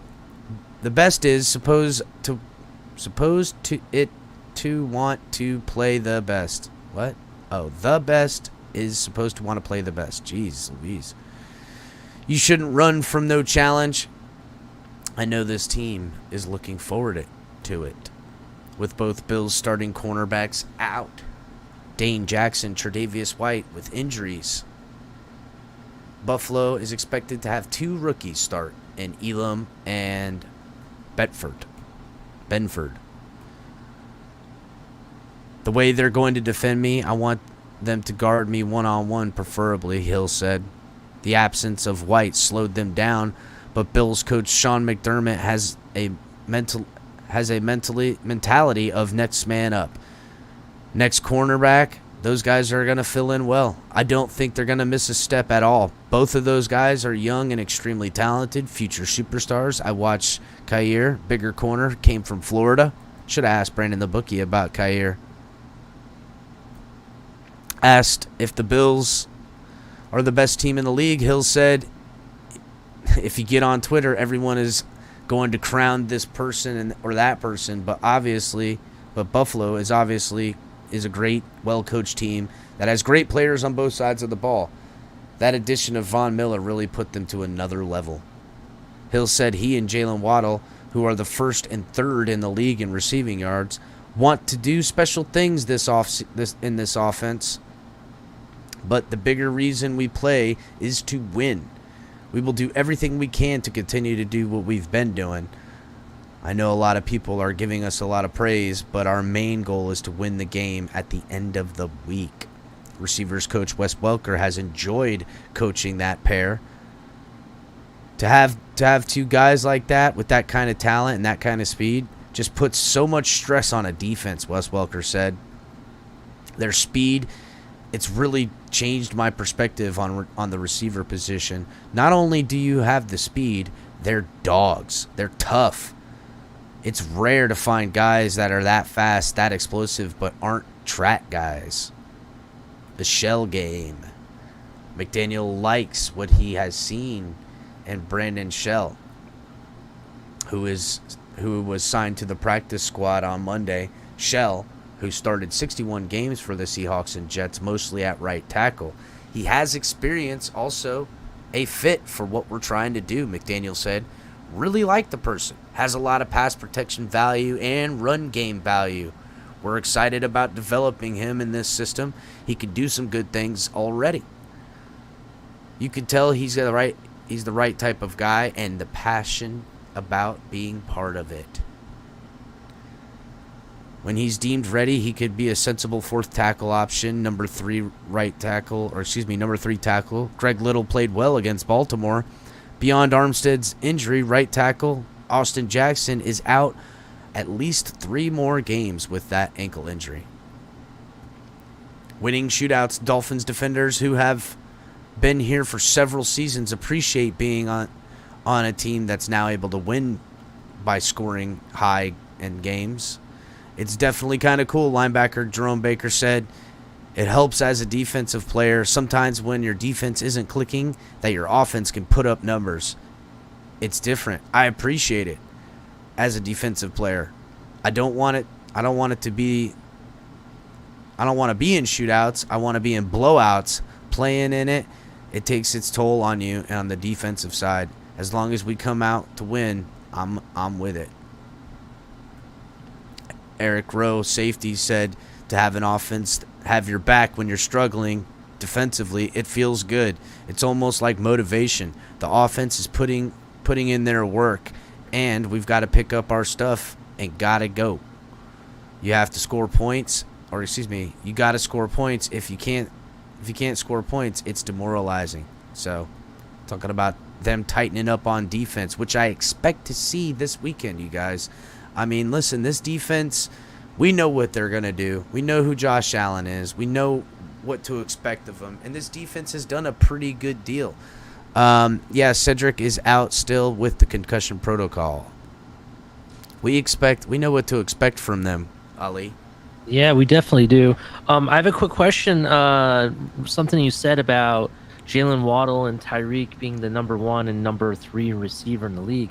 I wonder if there's a bet by Sunday's game at the end of it if Jalen Waddle and Tyreek are the number 1 and number 2 receiver. Wow. That'd be kind of interesting, right? And you know what? They can be, or which one's going to be number 1, 2 between the two of them as well, competing to say who's number 1. And also them talking to the defense and saying, hey, this is a good game for you guys to hold Diggs down so we can make sure it's him and I number 1 and number 2. You know what I'm saying? Yeah, exactly. That's what I'm saying. I'm just curious if there's any money line or bet on that. That'd be interesting. So I'm going to put that in the poll. Who will have more yards who will have the most yards? Most yards after the game. Nah, that's not how I want to end. I don't know. I'll put a poll up there. So, Ali. Yes. I'm going to drop the link. Do you think any of these Buffalo fans are going to come up here? I don't know. I don't think they're going to. I would love for them to. I mean, they're very loud on Twitter, that's for sure. I know that they are. They're pretty proud of themselves on Twitter. I mean, listen, I've been just giving a couple of soft jabs, but like it's nothing that's like a lie or something. Again, it is a jab, but all of their comebacks are all lies or like twisted history. It doesn't even make any sense. What's up, Robert? Not Greg? much, man. Welcome to the show, Robert. How's it going, you guys? What's going on? Is that Irv? Who is it's that? Greg. It's Greg. Okay, I can't see the name. Oh, there we go. Yeah, Now I see. yeah, Sorry about I that, got you. Greg. No disrespect. I'll say the delusion they have is real.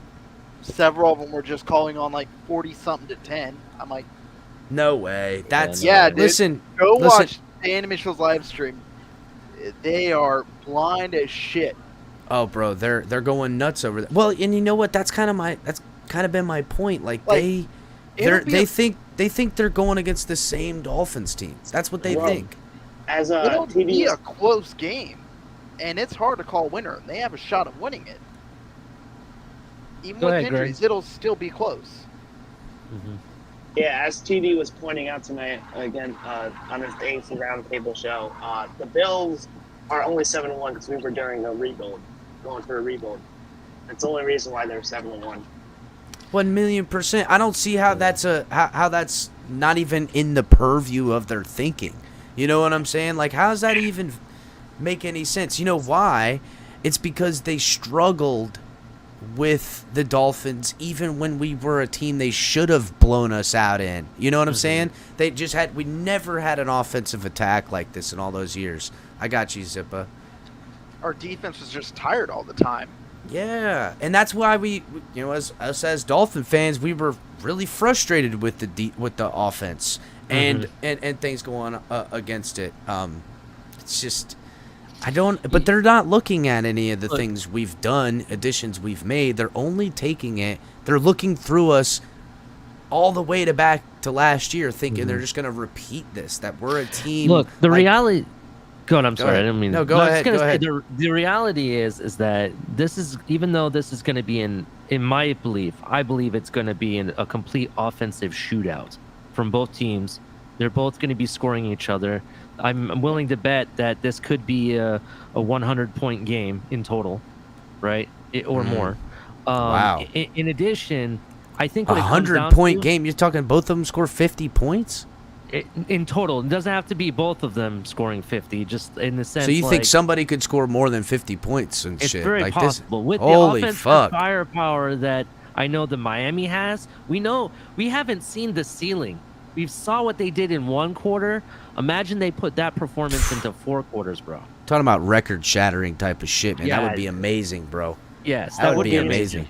Now, my thing is that I think what this is going to come down to is whose defense is going to be able to hold up in that heat. Because believe it or not, if you guys are going to the game, right? You think last Sunday the home game was hot? This is going to be even hotter of a game. Well, I expect it to maybe even rain a little bit in the morning time or even be overcasty. And you know what? Don't think that the overcast helps you. Not when it's like Not that. at It's all. like that thin overcast where it's actually hotter and the sun's burning you more too. Like, because it catches all the water in the clouds. It like magnifies it. It fries you up. So, See, this is what I don't like what MB41 is saying here. So I got a comment for that. Hold on. Let me first, then you can go, bro. I promise. So essentially, back when we were whooping Buffalo's ass when they were in the middle of whatever rebuild they were doing year after year after year, oh, it doesn't count. We're still rebuilding. We don't have a franchise quarterback. You know, we have a new coach. Or blah blah blah blah. You know, you said that all the time. But when we have a new coach and we're actually doing a rebuild, oh, it counts. oh, It we're doesn't- beating up the Dolphins. yeah, F you. It doesn't matter. We stomped you still. You know, Yep, that's what I don't understand. I don't understand that at all. It's, All right, so go ahead. go ahead. Sorry, No, you dude. go I didn't ahead. mean to cut you off. No, My go right ahead. piggyback on that is one, you hit your quarterback, and you got lucky you hit him because he didn't play well. Yeah, they wanted Rosen. years. Don't lie now, fools. They wanted Rosen. We remember. Two, the games have never been what you're acting like they are. We've always been in it until the third, except like 1 or 2 times, and we didn't have an offense.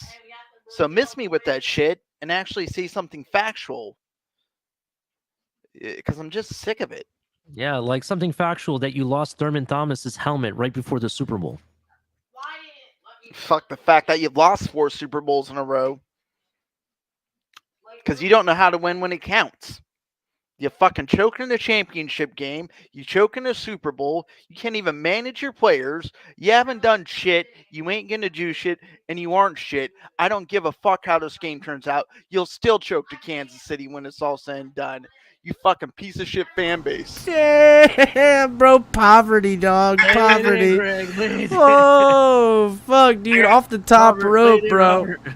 After Sunday, they're gonna have to jump through their flaming tables to cheer up because it's gonna be sad boy hours when they get beat by us. They're too fucking stupid to figure that shit out. That ain't Dude, gonna make a difference. Robert, do you follow me on Twitter? You should see this shit, bro. It's embarrassing. Like, I feel embarrassed for him. I think this is how we got here, and I speculate on this. Like, for so long, the Bills struggled. Even when they got Josh Allen, we're looking at this guy with all this talent. We're like, yeah, but they're going to Bills it up. You know what I'm saying? And so we kind of, like, took our eye off the ball over these last few years, concentrating on our own rebuild.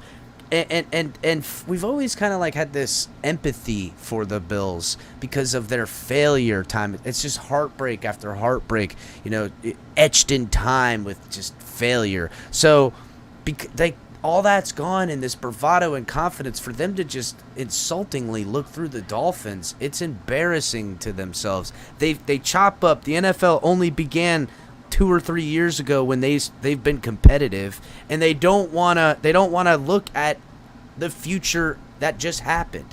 The recent is past. I get it. Josh Allen's playing good. He's playing great. He's doing what he's been doing. Josh Allen's But a top QB. I won't take that away. No, how could you? You would be an insane person like them to then say, "Oh, you'd be a Buffalo fan. You'd be saying, "Oh, well, Tua's going to be the same Tua, and this offense is the same offense because I don't know why. Like, what are they talking about? What's up?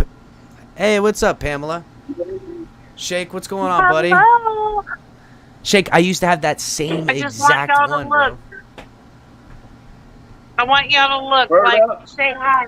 Say hi. Hi. What's up? Nice. What are you in the jewelry store? Man? You look like you're in a jewelry store. Oh, you're in a bar. Right now. No, I'm on a cruise ship. Oh, this is what? A martini bar on a cruise ship. Yes, hell yes. This is the best bartender ever. Hi-yo, cheers. Yeah. Yo, so Shake Money. What's going on, my brother? We're on I didn't want you to be the only one in the room. So. You got no facts, MB41. You just what?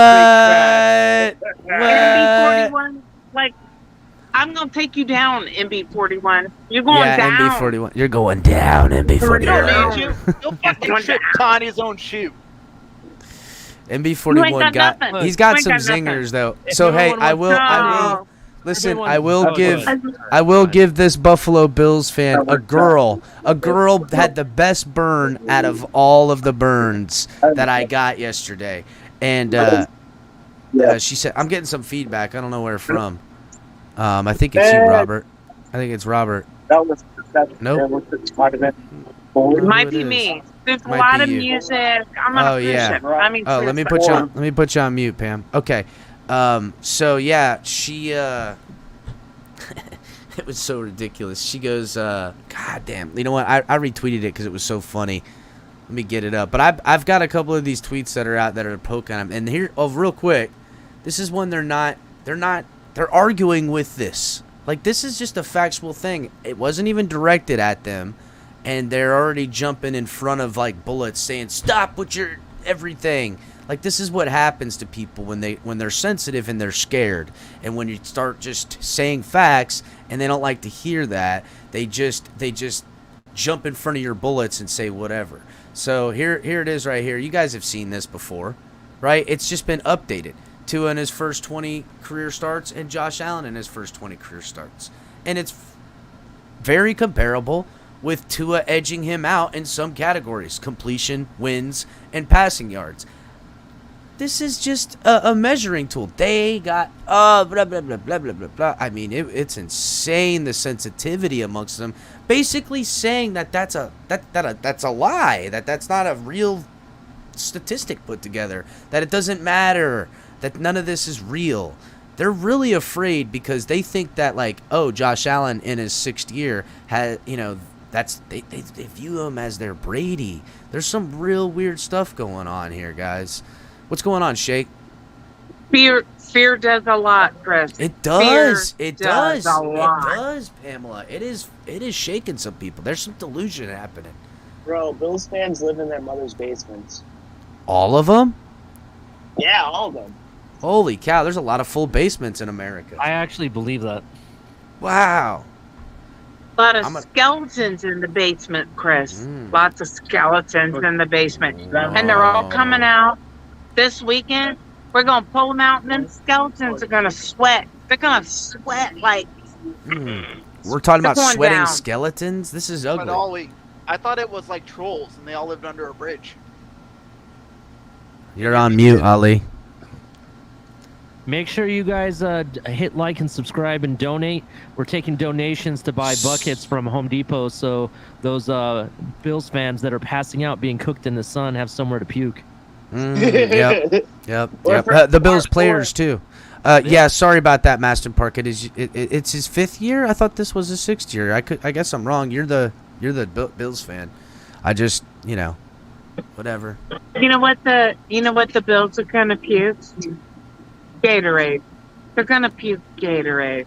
No, they're gonna be puking tequila. Maybe it's that McDonald's that I'm sending to not Jalen Phillips. What am I saying? What's his name? Phillips from Buffalo's. Jordan Phillips' hotel room. He almost ate himself out of the league. I don't know if you guys remember that. That trip anyways. So. Listen, he ain't making the trip, and they got him down for injury. But facts remain, he can't handle the heat. He knows he can't handle the heat. He never could when he was a player here. He certainly isn't going to get it with putting on pounds and playing up in the north where he's been playing. It's just a fact. So this girl on here, she responded to the viral thing I showed you guys yesterday. It's just a picture of who has trophies in the AFC East and who doesn't.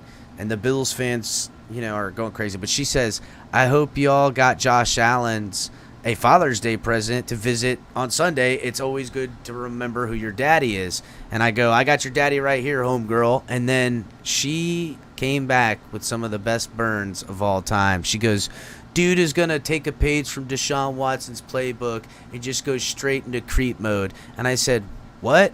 Wait, are you offering me a massage or something? And this was her comeback. She goes, better go find yourself a parlor, kid. It's the only happy ending you'll see all Sunday. Burn. She totally burned the shit out of me. That was pretty good. I had no response. I had to retweet it. It was a good burn. But other than Chris, that, it's been absolute delusion. You needed me in your back pocket. Because I'd had comebacks for that. Trust me. Yeah, I wish I did, but I wanted her. I wanted her to, have her victory. It was the only thoughted out thing, like with construction, that was good. Everything else is the weakest. It's literally the same response from all of them, even when I give it again. I just thought of something that I could have said, but it's so bad. Go ahead. No, I was gonna say something like, well, my comeback would have been, well, on my way to the parlor, that's right, Michael. I'll pick up tissues so you can clean up the mess for this sad day you're gonna, or something like that, something to that effect.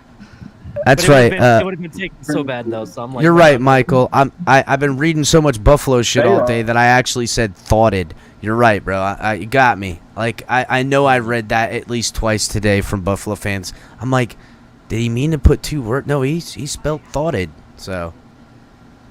Yeah. No, I just want to know how the Deshaun Watson thing is working out, because Deshaun Watson on the sidelines. Yeah, they had nothing to do with Deshaun. Nobody's daddy. She wasn't talking to Deshaun. She was talking about Josh Allen being our daddy. But facts remain, it's gonna be. I know. It's gonna be Tua. But if you're gonna bring him up, right? Like, I mean, come on. It'll be Tua. It'll be Tua. Daddy loves you guys. Daddy loves you guys. Hey, Capitan, did you see that when Channing Crowder was on Cowherd? Mm-hmm. I did. Setting Cowherd straight. I didn't get to see all of it. Was it good? What did he say? What did he say, Shay? Listen. In Miami, where you live, are people going overboard? Where are they on Tua this morning right now, Channing?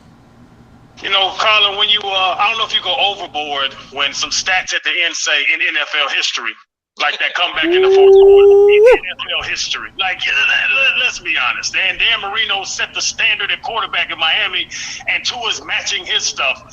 I don't know about this arm strength thing, because this video we're watching right here, that was 58 in the air, Colin. So this arm strength thing you keep dwelling on, ooh, that's another 50 Ooh, he went at him too. Let's just take it easy on the arm strength thing, but to be honest, damn right.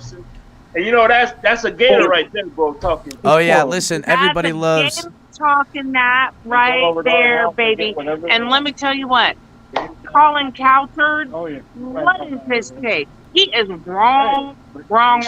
Cowherd sucks. Yep. Cowherd, you mean?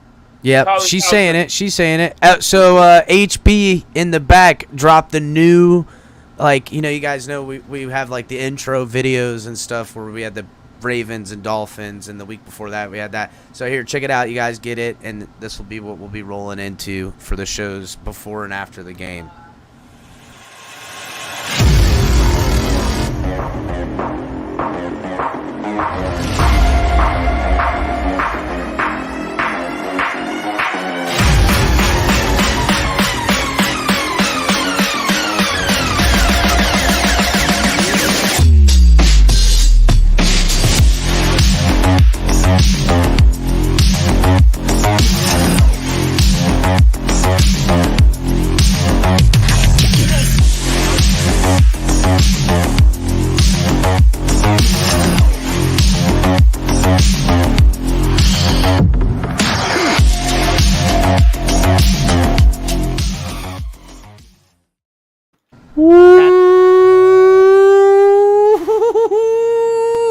That was fire. That shit was next level. He called. He said, "Listen, I'm running late on getting this one out." He goes, "I got carried away. I'm doing some next level shit." He put on some good right there. Maston Park, thank you for the donation. He says, "Alls I know is Allen has never been benched or attempted to be traded.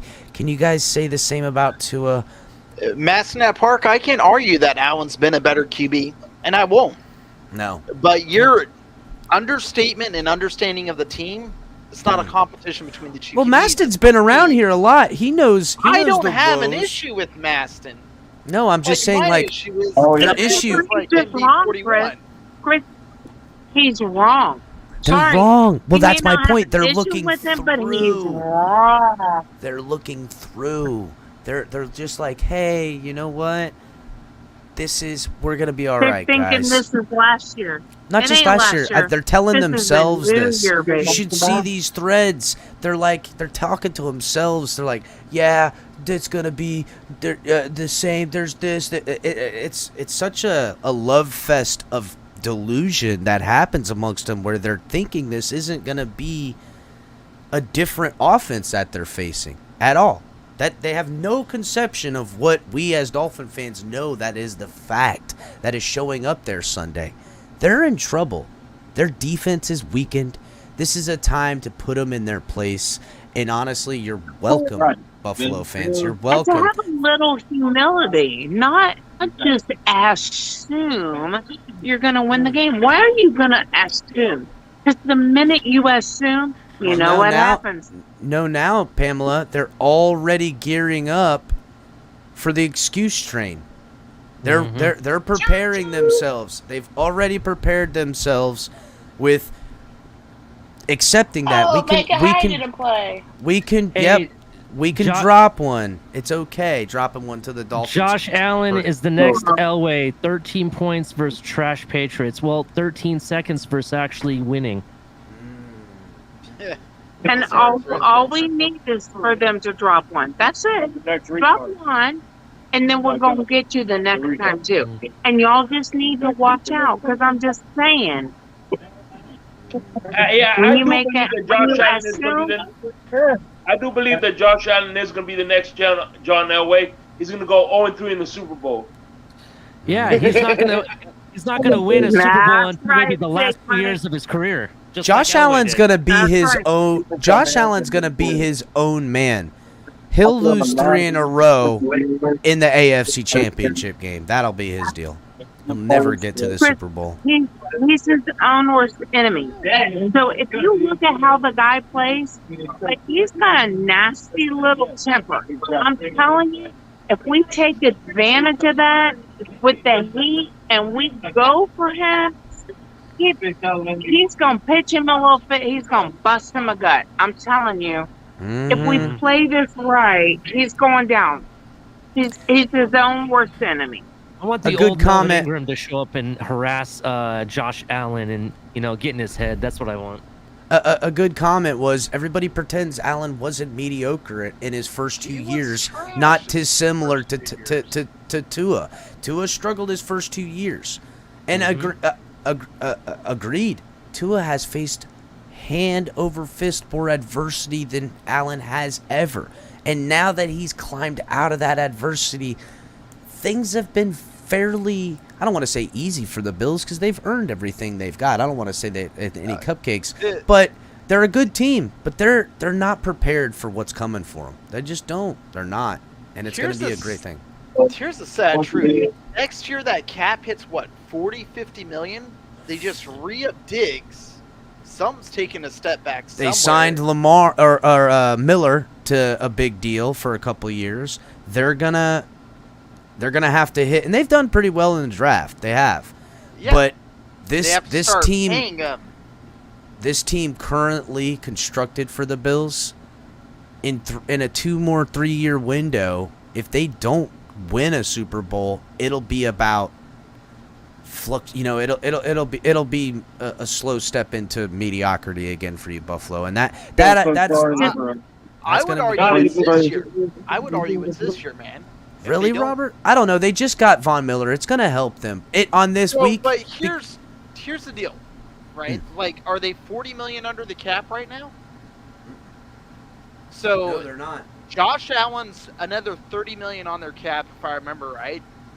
Miller's deal, I think, was structured so it's going to increase next year, but I haven't. But really his looked deal, at Miller. I think the way it's set up, isn't Miller's deal really only like a 2 or 3 year deal?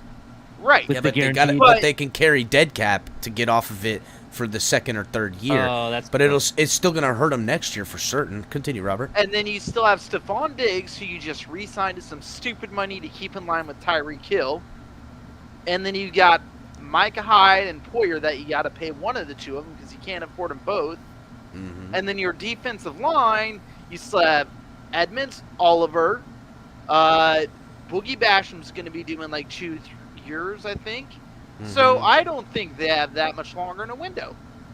No, there is some validity what you're saying, and you're already kind of seeing it rear its head in their secondary right now. If these young guys that they have don't develop, they're going to be in a bad situation. But they have drafted good. Listen, yeah, they're a good team. They're they draft pretty decently. They coach pretty decently. They're gonna be hard, but yes. But it's not going to be what it is now. Like this Dolphins team currently constructed, and the way the quarterback's playing with now the coaching, they're going to have to deal with us from now on. That's the facts. Right. And the difference is, Chris, so they just assume they're going to win, right? So they just figure it. They're not looking at it the way the Dolphins are. The Dolphins are hungry. We're coming for them. We have a reason to put it all out there. They don't. They think they got it. And it's 2 different mindsets. So I'm telling you, when they come to Miami Sunday, it's a different thing. It's fixing to happen. Listen, I don't expect the Bills to completely fall off the map. No, but it's not going to be what they are right now. And they haven't actually played a good team. No. Well, I mean, listen, the Rams are good, but the Rams were injured and not themselves. Listen, the Rams didn't look like the Rams. Exactly. And the Titans, I mean, look, where it will sit later in the year, right? They'll get better with that run game, but who knows? The Titans could win 6 games this year. You know what I'm saying? It could be a shit show with that team. I think they look a mess. What's that, Greg? I think by week 7, Malik Willis be starting for the Titans. They already subbed him in one game. Like, Titans are done if they don't win this Saturday or Sunday. They're done. Because Henry, I hate to say it, Henry's been one of the greatest backs, but he doesn't look healthy. How long can that last, bro? How long can that last? I think he's at it. Like, he's been ran to the ground. I think he looks slow versus the Buffalo Bills. I don't think so. I think he did look slow against the Bills, but I don't think he's out. I just think that he still isn't close to what he was, and that maybe he won't get to that. I don't know, that big son of a bitch, dude. Even if he slows down a tick and ain't running 90 yards to the house, he's still gonna be effective. But did they fuck up by giving him the money? Did they mess up by giving him the money? Yeah, I think so. Effective versus running a team on you? Yeah. Yeah, he ain't gonna do it anymore. Well, Tannehill needs all of that to be effective because he can only get you a couple of plays a game, being real. Any other way, you're really playing with fire with Tannehill, with him in the pocket. So another good stat is that Tua is 38 of 50, which is 76% on non-pass interference throws, with 6 touchdowns and one interception. He's averaging 9.9 yards of air yards. That's yards per attempt. He's getting 11.4 air yards in that, averaging 11.4 air yards in that, and his rating is 137.9. And then also on third down, he's 17 of 21 with 4 touchdowns, 0 interceptions. He's got 10.8 yards per attempt and 14.57 air yards with 151.1 rating. Are you fucking kidding me right now? Those are some fucking numbers not to fuck around with.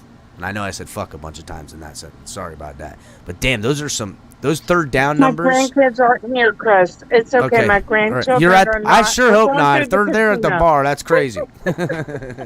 What ship are you on? What ship are you on? The Infinity. The Celebrity Infinity. We're fixing to go through the look. There's the casino. Nice. We got a poll going up right now. It's got 63 votes.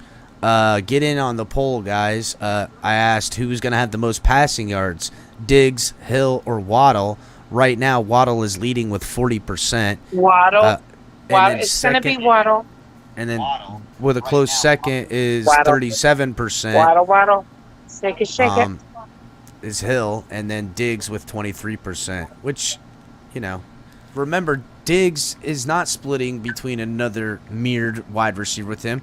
Gabe Davis is still kind of banged up with a little bit of the rib going on. So, yeah. So I got to tell you, if I lose y'all through here, so we're on this cruise ship for our 37th wedding anniversary. Oh, and word up. I'm going to be 37. Yes. Word up. So I love you guys. I'm going to try and stay on, but if I lose no you problem, through here, Pamela. No problem. Fins up, baby. Throw Fins your up. poles up in the sky. So, Pam, you got married when you were 10 years old?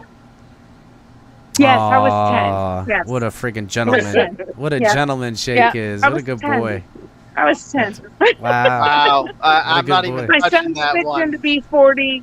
I was 7 when I had him. Yeah, 40. Yeah. MB41 says, El Capitan. Love you too, Pamela. MB41 says, Bills will crash Hard Rock, take over the stadium, pour it on them wave by wave as they watch the sad, lifeless looks of Fin fans and players' faces. MB41, I just want to see you come back here and admit you're wrong when your fucking dumbass takes sit there and don't carry well. Listen. Him and Josh Allen is the next Elway, definitely. I don't know. Shout Josh out to Allen, Tryhard. Elway will hold true. He just won't actually get the same accolades as Elway. Tryhard has got the point here. Get on, try to rough up Josh Allen, which, listen, we know he's durable. I don't expect them to just go crashing all up on down him. But get Josh Allen to think. That's his weakness. It's that. It's when he has to think. That's the weakness to expose. You know they're going to throw. You know they're going to abandon the running game. They don't even do running, especially because I expect them to be playing from a deficit at some point in this football game. They're going to do that. You got to play. You got to get the pressure in his face, flush him out to his left, and have Jalen Phillips waiting for him on the right. That's what I would do. That's where we're gonna have the freaking the good happen. Listen, I'm gonna give you 2 facts about the Buffalo Bills fans. Number 1, they put each other's 2 tables and spread ketchup and mustard on each other. That's 1. Yes. And number 2, Yes, they do. with the Buffalo Bill fan, the only gene they don't share is hygiene.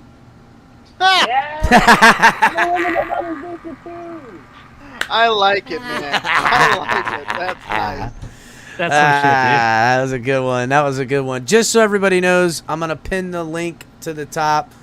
We are in effect for any, donational timeouts. I know I don't expect Bill fans to come up and get in, but they could definitely take someone off screen if they were so inclined. Because I don't blame them. Like, no one wants to be the one guy defending their team while a bunch of guys are rolling into them. I've tried to set that up a couple of times. I'm like, hey, Bills people, invite me on the show. Have your whole I'm good. I know me.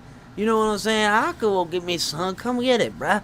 But even that, they're too afraid to even do that. Bills fans are even scared to have the topic and conversation. They're willing to tweet about it, but they're not willing to have the conversation.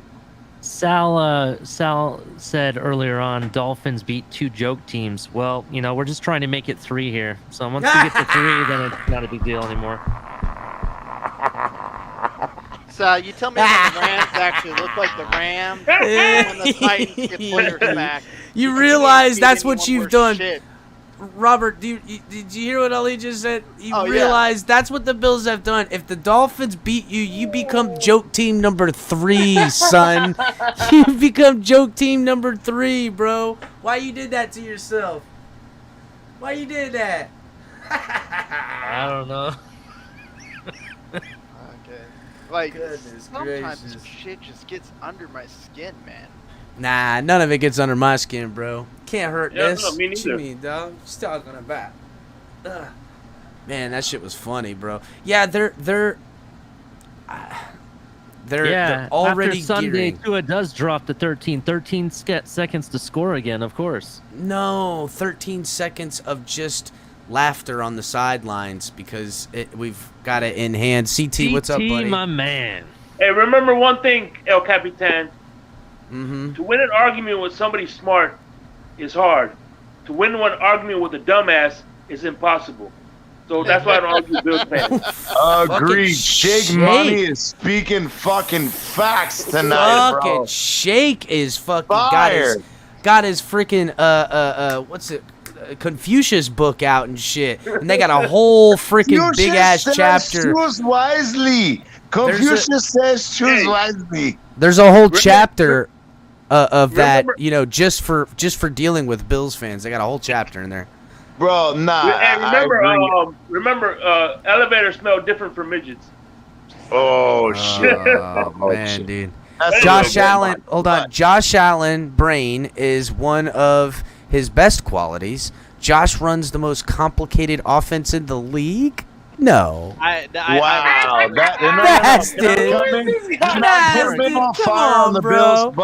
Can I That's come like in on saying fire? everybody has an asshole. Everybody has one. That's basically what that means to me. No, Yeah, that. can I come in on first fire? of all, yeah. Hold on, just a second, CT. Dude, that is not a complicated offense. It's not, bro. It is not. Continue, CT. Nah, I just want to say I'm coming on fire on Bills fans. MC put out the fucking video yesterday. We were supporting him, but bro, I'm coming in on fire. The only fucking brain that Josh Allen has is the fucking 2 cells that are rubbing up there as he's dragging his knuckles across the ground. I'm sorry, but this young man has no intelligence. He's got a fucking rocket arm. But let's not fucking deceive ourselves. He's a great rocket arm, but when he has our defense coming out ready to whoop that ass, he has no option but to keep up with this offense. With their defensive injuries and all their quote-unquote built-in bullshit excuses. Oh, yeah, you've been hearing them too, CT, I'm sure. Yeah, bro. Oh, I've been hearing the bullshit excuses. Y'all can they're fuck all ready. yourselves with the excuses. Yeah, bro. This time, Josh Allen has to keep up with Tua Tagovailoa.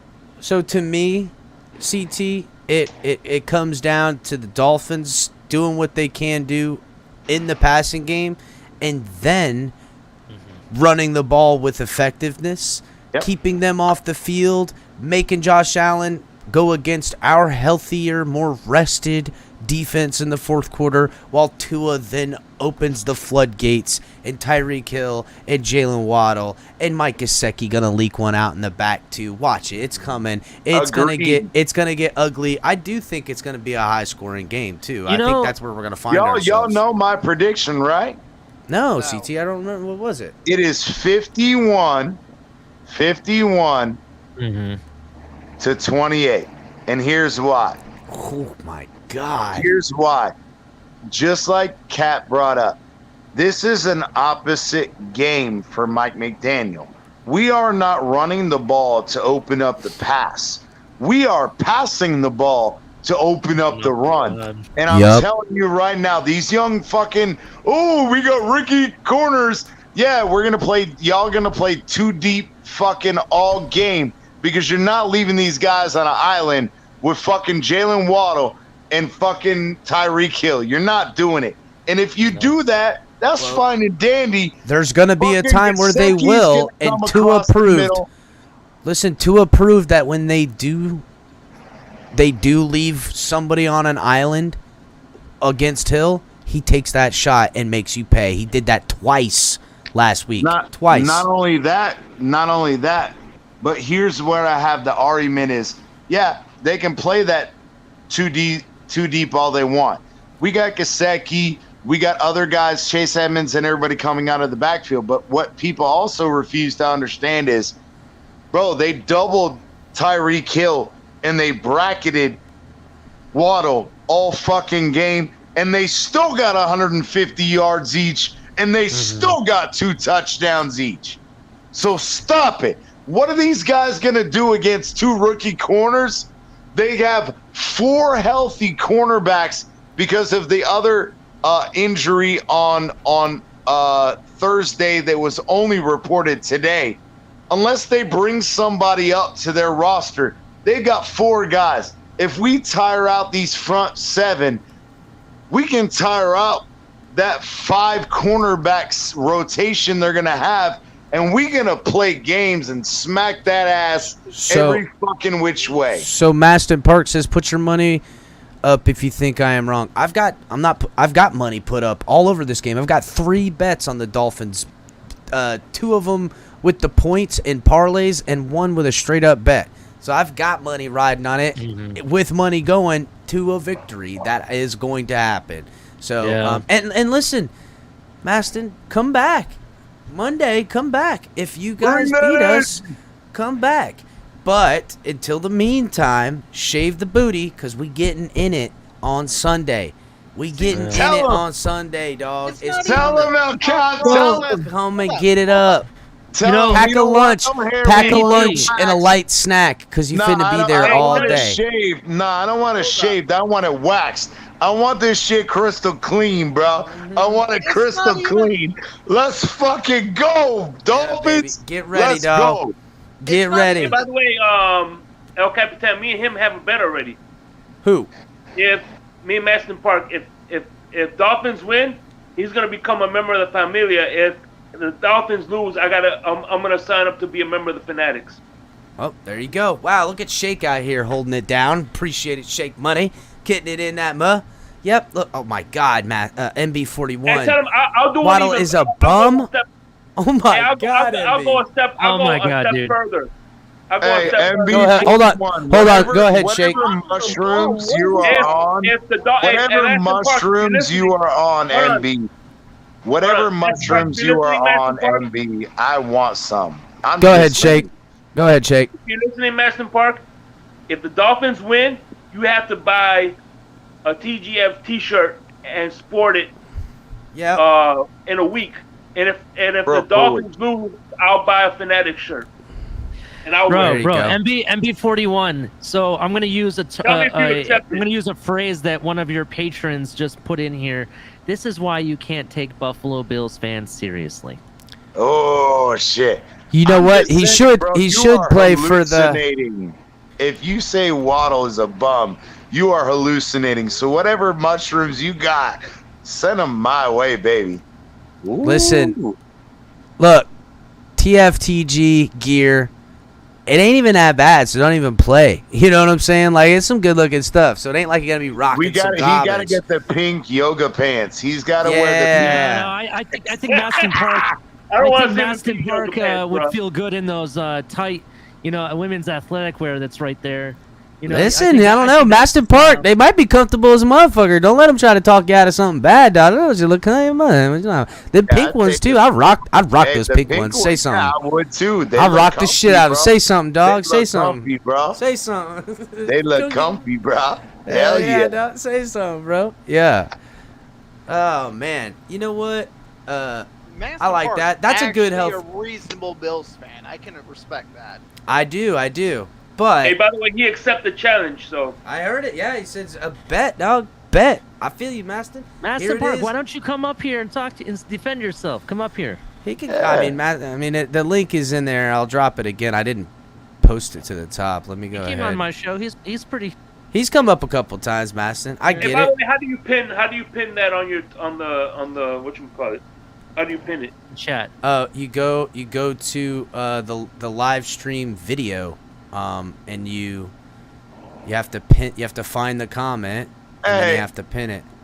Ed Batura, come up here, bro. You telling me it's sad that they're trying to convince ourselves, bro?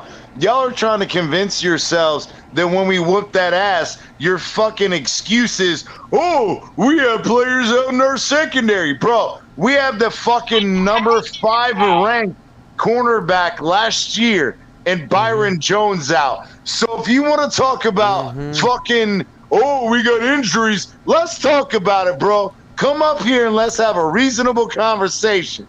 Try hard. Bullshit. Try hard is on the money, except the Tour Revenge Tour versus the Bills and Bengals back to back. He is 1,000,000% certain.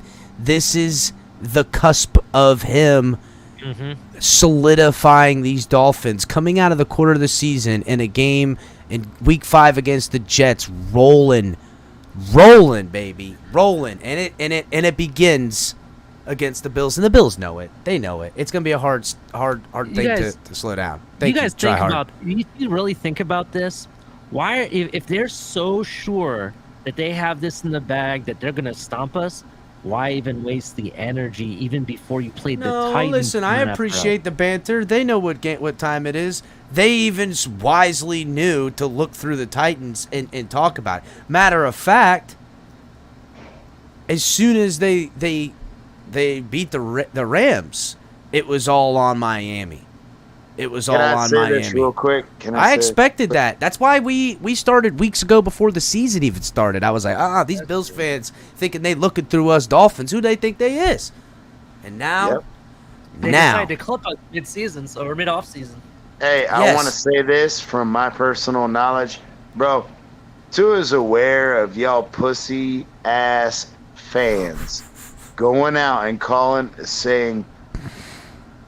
Tua sucks, bro. We're going to see who sucks because when he fucking drops 4 touchdowns on your asses. Oh, yeah, for 365 yards and no interceptions. So who fucking sucks? If Tua sucks and he whooped your ass, then obviously your team sucks donkey dick. So let's go, bro. Let's do it. I'm your huckleberry. Cap. Daddy loves you guys. Show the exclusive footage that we have of what we did to the Ravens. You know which one I'm talking about. Hold on. I don't know which one, man. There's so many. Give me a hint. Crowd control. Oh, crowd control. Why y'all crying now, bro? Why y'all crying Is it the crowd control or is it practice? It's this one? Oh, yeah. This is just rubber bullets, right? For crowd control. hard, Rubber Bullets, but listen, these boys ain't made out of crows. That's what Tua did to Lamar Jackson and the Ravens in 1 quarter. Imagine what he's going to do to you in 4 quarters if he keeps that up. Them poor crows, bro. Apparently, crows are about to be put on the endangered species list because Tua apparently shooting all of them, bro. Damn, Let's go. bro. Damn. Shooting them all. And that was 1 quarter Tua did it. Imagine what he can put together if he does it in 4 quarters. Imagine what he does it over a 17-game season, even at this pace, which is not realistic. But even when we go 3 touchdowns a game for the rest of the year, he has 56 touchdowns and 5,900 yards, nearly 6,000 fucking yards. Listen, and we are talking week 2. Dolphins fans around are waiting for Sunday. Let the games begin. We're waiting. We know it's coming. You're going to be sweating your asses off, looking at each other, already thinking all the way to this week, wow, Tua's really doing his thing. We can take a loss to the Dolphins. It's early in the season. We're banged up. The excuses are already mounting. We know it's coming. Tua's showing up. He's sitting at dinner every night. There is a darkness inside of me. It wants to get out, wants to walk around. It wants some walking around money, and it wants to buy some shoes, and it wants to walk up with the people and say, hey, Gator don't play no shit. You feel me? Gator never been about that. Never been about playing no shit. That's how Tua is sitting every night thinking about this game. It's gonna be an ugly, ugly, ugly situation, and it's gonna be great. I'm gonna win all kinds of parlays and bets about it. Shake's gonna get it. He's gonna get some of the swag sold for the deal. You're gonna walking around, and you know what, Maston? You get to have a consolation prize. You'll be able to wear some nice TFTG gear and represent. Look at you. Look at you. Yep. Hey, if you get the yoga pants, you gotta buy the shirt too, so it matches. I'm just saying. Well, I mean, once you get the shirt and wear it, the yoga pants will. I mean, once you get he's a Bills fan, man. You're setting expectations kind of high. Nah, it's not. Shut up, bitch. Hey, nah, I respect every Bills fan. Here's my thing. No. Hold on, therapy. I can't respect every fucking knucklehead that exists out there. Goddamn trolls that don't deserve that. You did. You said everyone. He's like, whoa. I can't respect all of them. Let's be real, bro. Come on now. There's maybe one or two, maybe 3 that I respect, but not all of them. I respect the ones that come. I respect the Bills fans that have the ability to continue with the shit talk. There is quite a few Bills fans that have been coming to the channel often, early, still hanging in, talking their shit. I respect that for sure. But I also come with a valid opinion based in fact. Sure, and but actuality. I will respect them more when they come here to after y'all get your ass whooped. That's right. After that ass whooping comes, and you come over here and you're like, even fight back the way I expect you to, because I don't have to you guys go, oh man, we just lost. No, I expect you to, yeah, you guys got lucky, and Tua this. That's what I expect. Go ahead, it's okay. I will let that slide. Can you highlight Bob Rule's comment? Bob Rule. Mob. M-O-B. Mob Rule. Yeah. Mob Rule. Josh Allen is the next. But I want to give Robert a chance to answer my question. If you guys don't. My bad. I'm sorry. Go ahead. I think I got exclusive footage of that color, Captain. Let me bring that up. You can put bring that up. And while I ask, I just want to have. Excuse me. Sorry. Look at you, Jesus. I want Robert to explain to us. Please tell me what your score prediction is and why you think that way. Okay, so because we like to have rational conversations. That's fine, and I'm all good with that. And so I have 2 minds of thought on this, and I see it going one of 2 ways. You can make that big if you want. The first way I see it is our quick passing game works, our offensive line is able to manage their pass rush. If that's the case, I see us winning, and I see it being something like 37-34, 37-28. Right? Okay. If we can't figure out their pass rush, then we're going to have a bad day, and it's going to be 28-35, 24-31, somewhere in there. But I don't think it's going to be a 40-point swing to one side or the other. And when I talk about people having an irrational thought, I'm talking about the dumbass shit of 40-something to 10, because neither of these defenses. Well, Mark Lucky, he makes a great point right here. He says there's no way two rookies can cover the best wide receiver tandem in the league at home, sold out stadium. I don't disagree with the secondary part of it, and that's why I have two different points of thought on it. If we can't handle their pass rush, we have a problem. We have to schematically manage their pass rush. Yeah, but there's easy ways out of that. You know, if you know they're bringing the pass rush, you know that they're going to set up the screen. You know they're going to just dump it off into the flat. You know that they're going to do that. I'm those not disagreeing. Quick outs, those quick flats. And when you have Tyreek and you have Jalen Waddle, actually pretty much the two fastest receivers in the league, catching those balls and let it be 5 yards out or whatever, you know they can get the yardage afterwards. So I'm not worried about that pass rush at all, to be honest. That's perfectly fair and valid. Mm-hmm. I've been burned one too many times, and I'm trying to keep it honest and keep it 100. No, I hear you. I hear you, man. I'm sorry. No, you're good. But Robert, I think that's reserved for. We need to put that where it belongs as Dolphin fans. That's the past, buddy. Because the future is nigh, and this defense already could keep games competitive until it was too little too late because of the offensive woes. That is not the team anymore, and we're not missing field goals on special teams. I'm telling you, these Bills are in for the game that humbles them. And it's gonna be the best thing for them. It's gonna be the best thing for them too. Can I give a hot take? Can I give a hot take real quick? Please. I think that Danny Crossman is so upset about giving up that fucking touchdown on that kickoff return. We're gonna get Hill out there at some point in this game. And we're going to fucking get a touchdown, bro. Hot fucking take. I love it. Bro, there's no way. He said it in his personal press conference this week.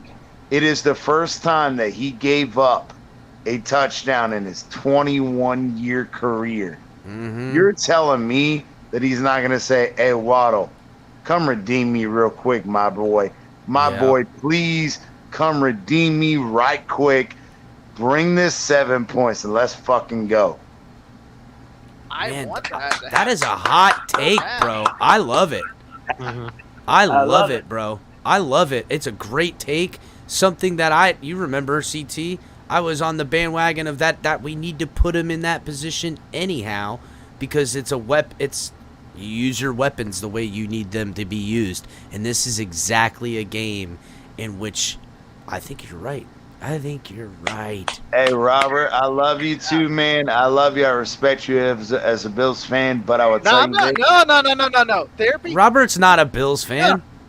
Oh, he's not. No. I've been cursing out all the goddamn Bills fans. Oh, okay. He called the Bills fan a bunch of idiots, bro. Hey, no, that was my fault. I want an apology for the fucking insult. No, I apologize. I misread it. So Robert's like, whoa, bro, don't fucking, no way. No, so the way you had said something about Josh Allen or whatever. No, he's just talking about. That was my fault. My bad. No. I apologize, bro. You can't take anything away from what Josh Allen has done. The first 2 years, he sucked ass. If he had put up a third year like that, they would have ran his ass out of town. But the last 2 or 3 years, he's played elite fucking ball. And I will give the respect for that. So in 3 years, Josh Allen, his first 3 years in NFL, had a total of, and let me just read this, verify real quick. It looks like he had like over 30 interceptions, right? Mm-hmm. Yeah, he was trash. Tua in his first 3 years, not even his end of his third year, only has 17.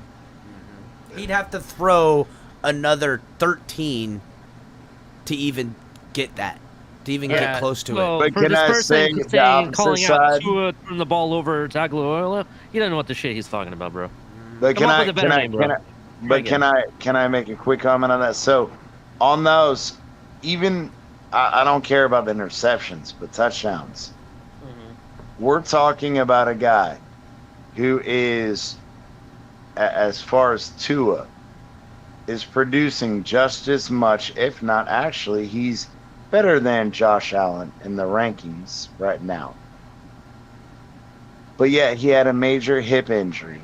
Yep, thank And you. until this year, and I've spoke this thousands of times over, until he's fully physically healthy.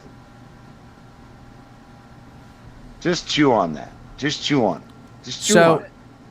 They are like recognizing one is one is not mutually exclusive. Recognizing the other are the circumstances. No, And I'm not downplaying. I'm not downplaying Josh Allen. That's all. I love what I've seen from Tua. I 100% love what I've seen from Tua this year. But I got to be honest and say I will, and I've said it before the season begins, so I need to be honest and keep it all the way through the season, highs and lows. I will make my determination on how I feel about him at the end of the year. If I don't, I'm not being fair or honest. Well, yeah, of course. But for every way, shape, and form, the Bills are disrespecting everything the Dolphins have done this year. And looking through it really is asinine of them. We didn't do that when they came with us and Josh Allen. We'd never let anyone and look through anyone, and because of that, you'll get what you got coming. That's just pretty much it. I agree with you. It's a Karma is a absolute. I don't even know if I'd call it karma, but you know what? I think it is some humble humility that they Humble need. pie, baby. Yep, I do, because I mean they're poor winners. You see how Josh Allen gets, and this team doesn't forget. It's a rival game. Tyreek Hill's here. He's already in their head. They're scared. I can tell. The Twitter posts that I have, they just don't freaking stop, because I even dared to point out a couple of facts that you don't have trophies and that Tua is comparable and better in some categories in his first 20 starts versus your quarterback's 20 starts. At this rate, with what Tua is doing, where he'll be come years 5 or 6, where Josh Allen is now, it won't even be close. Tua will be shattering him. That's just a fact. That's just a fact. And they don't want to hear the facts. They want to hear what they perceive to be a fact of what they were last year against a Dolphins team that is deficient in all categories on the offensive side for several reasons, coaching being probably the biggest. So I can't wait for that Tyreek Hill throw. I cannot wait for the Tyreek Hill throw. Y'all telling me, I'm telling you right now, if they don't do it, it's because I keep calling it out.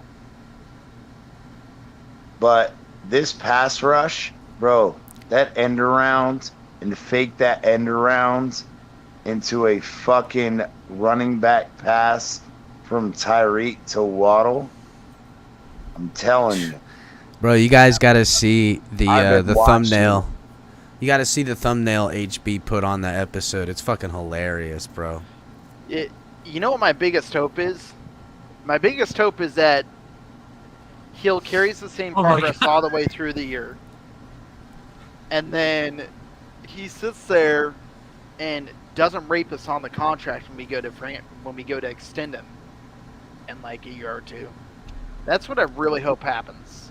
I think this team has something as far as what they want to build. They've been talking about it. They want to build something here special. Tyreek Hill with Jalen Waddle, with Tua, how they want to converge as far as what they're building as a team. You hear it from defensive guys, the new guys. Armstead says it. Baker, who's been a lifer in this thing. That continues to be what they talk about. We're building something Hey, together. man, no hate for right now. Yeah. I do. Man, Keep it 100, man. Keep it 100. Come on. I am. I love Baker to death, but I have the issue with fucking. I have the problem with Josh Boyer.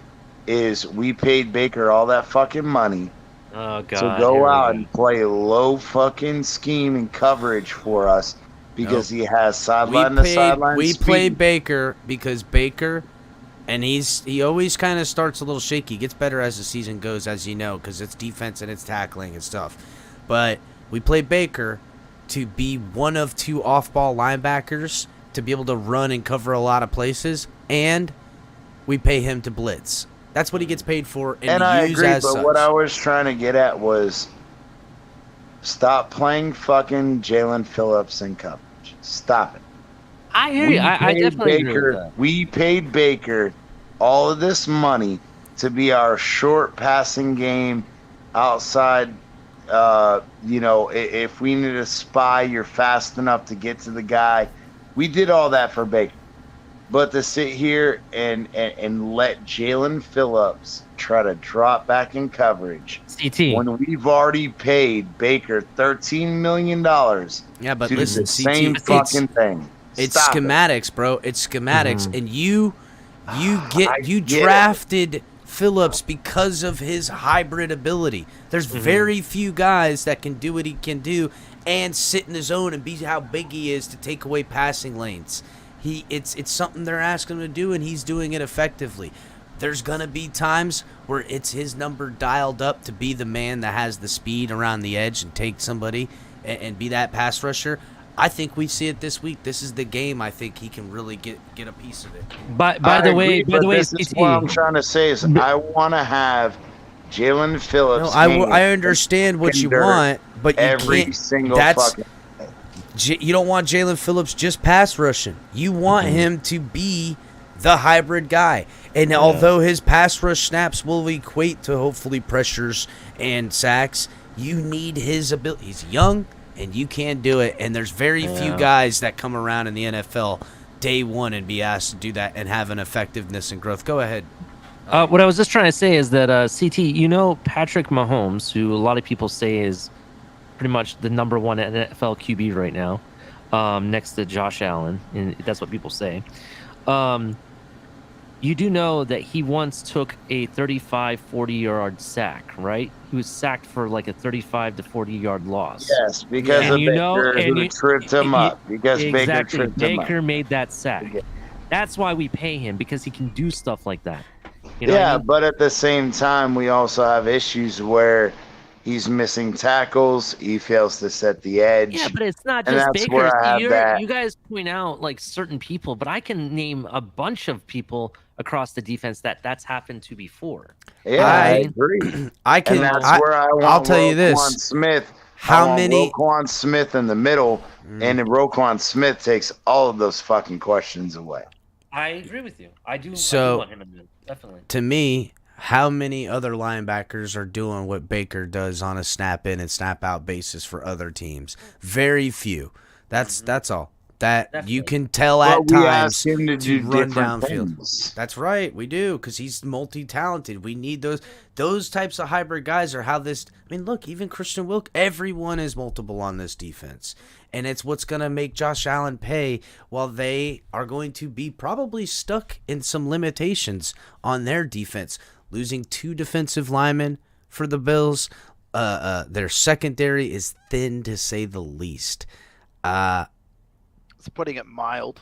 Yeah, I know. It's putting it very mild, isn't Well, it? the fact that they got 4 guys, and they're going to try to run with Tyreek and Waddle for 4 quarters as of right now, unless what are they bring gonna up do? guys from the practice squad.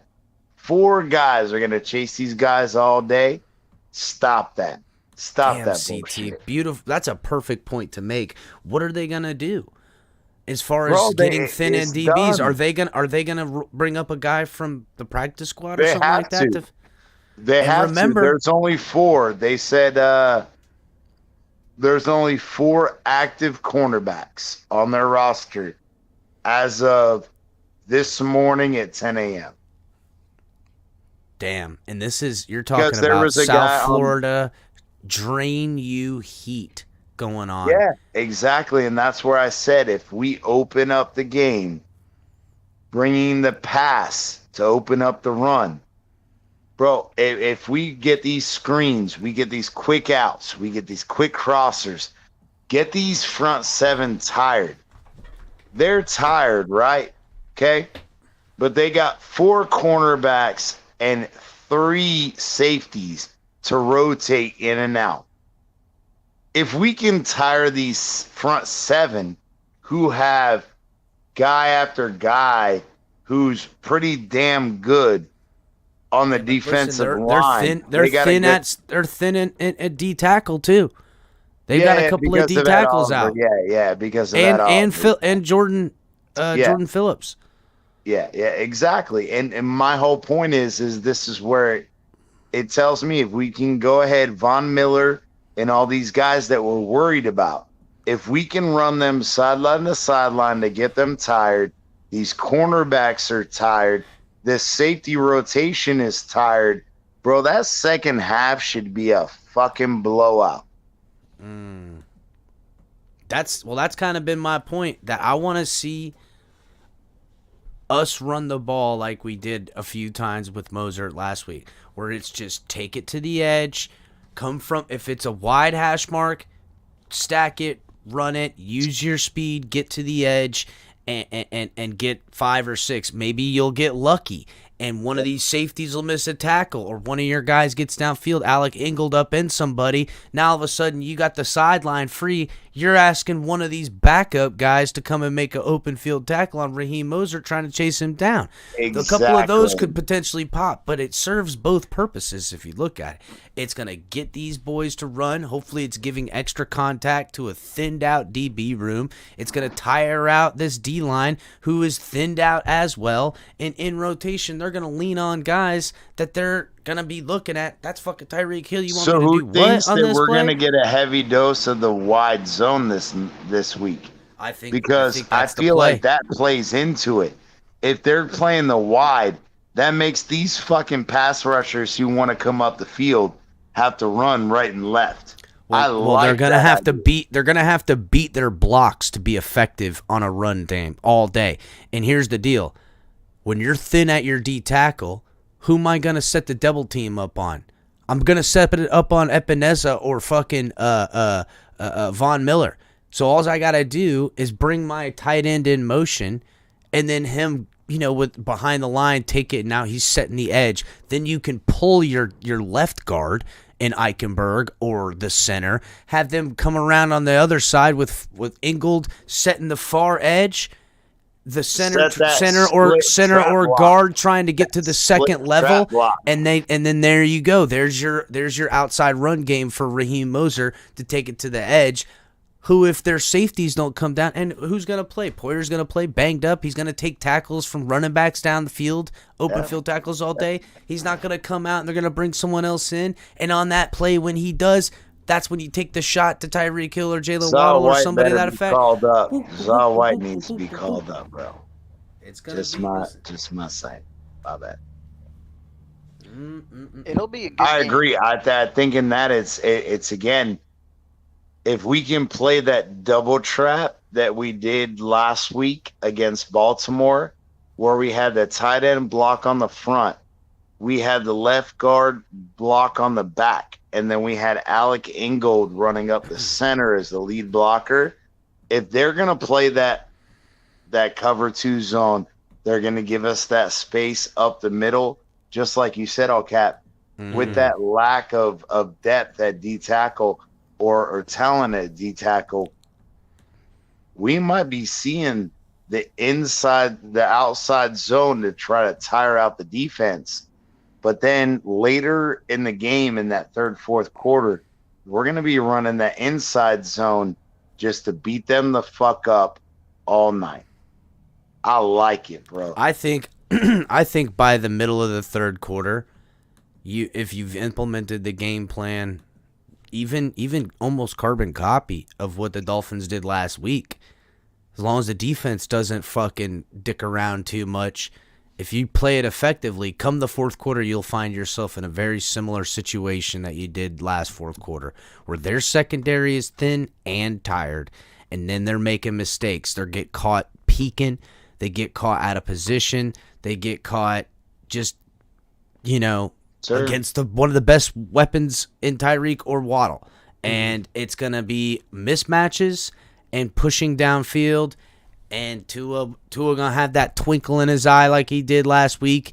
And he's going to just look like he's out there pushing his will. The stadium is going to be so loud when the Dolphins are on defense. It's going to be. It fucking I just want to let y'all know Tua is ready, bro. Oh, Tua listen, is CT. ready. From what I seen in that Baltimore game, he looks like a man that's ready for some shit. He looks like a man. No, Bro, it's definitely about so that. Pissed off. No, it's not. He's so pissed off right now. He's so pissed off right now about that Buffalo chant on NFL fucking Live. Tua sucks from the Bills fans last week. Even before they fucking played the Titans, bro. These fuckers, dude. Pissed. I mean, like, seriously, bro. They He's literally. ready to go. And you know what? Tua should also take a little pride in and think, I am in their heads big time. This team, listen, and we talked about this exercise. You take both quarterbacks off the field, even when they're healthy and when we're healthy.